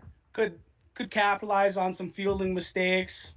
Some of that. Maybe get the bats going so the outfielders hit a little better. There you go. Take more opportunities. There you go. That's about it. CJ Hasbargen, congratulations on a nice game. Thanks for coming up here in the post-game show. Thank you. That is CJ Hasbargen joining us here. We'll take a break. We'll come back with more stats, and we'll close up this game here as the Broncos get to 2-2 on the season as they win at 9-7 over Greenway, Nashua, Keewatin. You're listening to Bronco Baseball on Lakes Country 104.1 and online at rjbroadcasting.com. The National Propane Gas Association recommends that all gas systems should be routinely inspected every 5 years. Lakes Gas in the Falls can check your gas systems on a regular basis. A gas system safety inspection only takes 1 or 2 hours and includes a leak test as well as a visual inspection of all your gas appliances. Lakes Gas has a fall special on gas safety system inspections right now, so call Lakes Gas for an appointment today. Lakes Gas, your local propane company since 1959. Partly cloudy skies tonight with the lows around 33. Winds out of the northwest 5 to 10 miles per hour. High temperatures reach up to 67. Tomorrow, cloudy skies with a few peaks of sun. Mainly cloudy skies expected again tomorrow night. Lows dip down to about 37. I'm meteorologist Jennifer Wojcicki from the Weatherology Weather Center on Lakes Country. Currently, it's 57. Back here at Sheila Field in the postgame show, Broncos win it by a score of 9-7. Let's talk about some of our moments of the game. How about the sleeper moment of the game? Northland Sales and Service can help you get a good night's rest. With brands like Serta, you will wake up feeling refreshed and ready to tackle another day. Northland Sales and Service also has pillows, sheets, and mattress protectors. Stop in today and let Tony and Maya help you start getting your best sleep. Northland Sales and Service, 500 3rd Street in downtown International Falls. And I'm going to give our sleeper moment of the game. I'm going to give that to the guy who we just talked to, CJ Hasbargen, as he came up with a couple of big plays, a couple of sneaky plays, and did a good job at third base. So congratulations to CJ Hasbargen. Our comeback moment of the game brought to you by Align Chiropractic and Wellness Center at 1322 3rd Street. When you need to make a comeback due to back, neck, or leg pain, call Align Chiropractic and Wellness Center at 218-283-2243 and let Alyssa Clarity get you on the road to recovery. How about the whole team? How about the Bronco team coming back after trailing 4-1 and trailing 7-6, finding a way to come back and win this ball game? That's what it is all about, keeping after it. The only inning they did not score a run was the 5th inning, and they kept the pressure on and doing the things that they need to do. Finally, our North Star Electric Energy Star player of the game. The power of human connections can be seen on and off the field, and the same is true with North Star Electric. I know I should go with CJ Hasbargen, but I'm going to go with the catcher. I'm going to go with Brody Carlson, who was also 3 for 4 in this game. Both of them 3 for 4. I know the game-winning run was knocked home by CJ Hasbargen, and I know some big defensive plays, but Brody Carlson behind the plate, I can't think of hardly many pitches that got away from Brody Carlson, and that is a big deal in a tight game when you're not giving up extra bases, and so I think he did a great job behind the plate. So congratulations to Brody Carlson, the Energy Star player of the game from North Star Electric. Run down a few stats to here before Dwayne chomping at the bit. Let's get home. I am hungry. There's a pizza. That was an easy prediction. Torrin Thompson was 0 for 4. Parker Olson 2 for 3 with 2 doubles.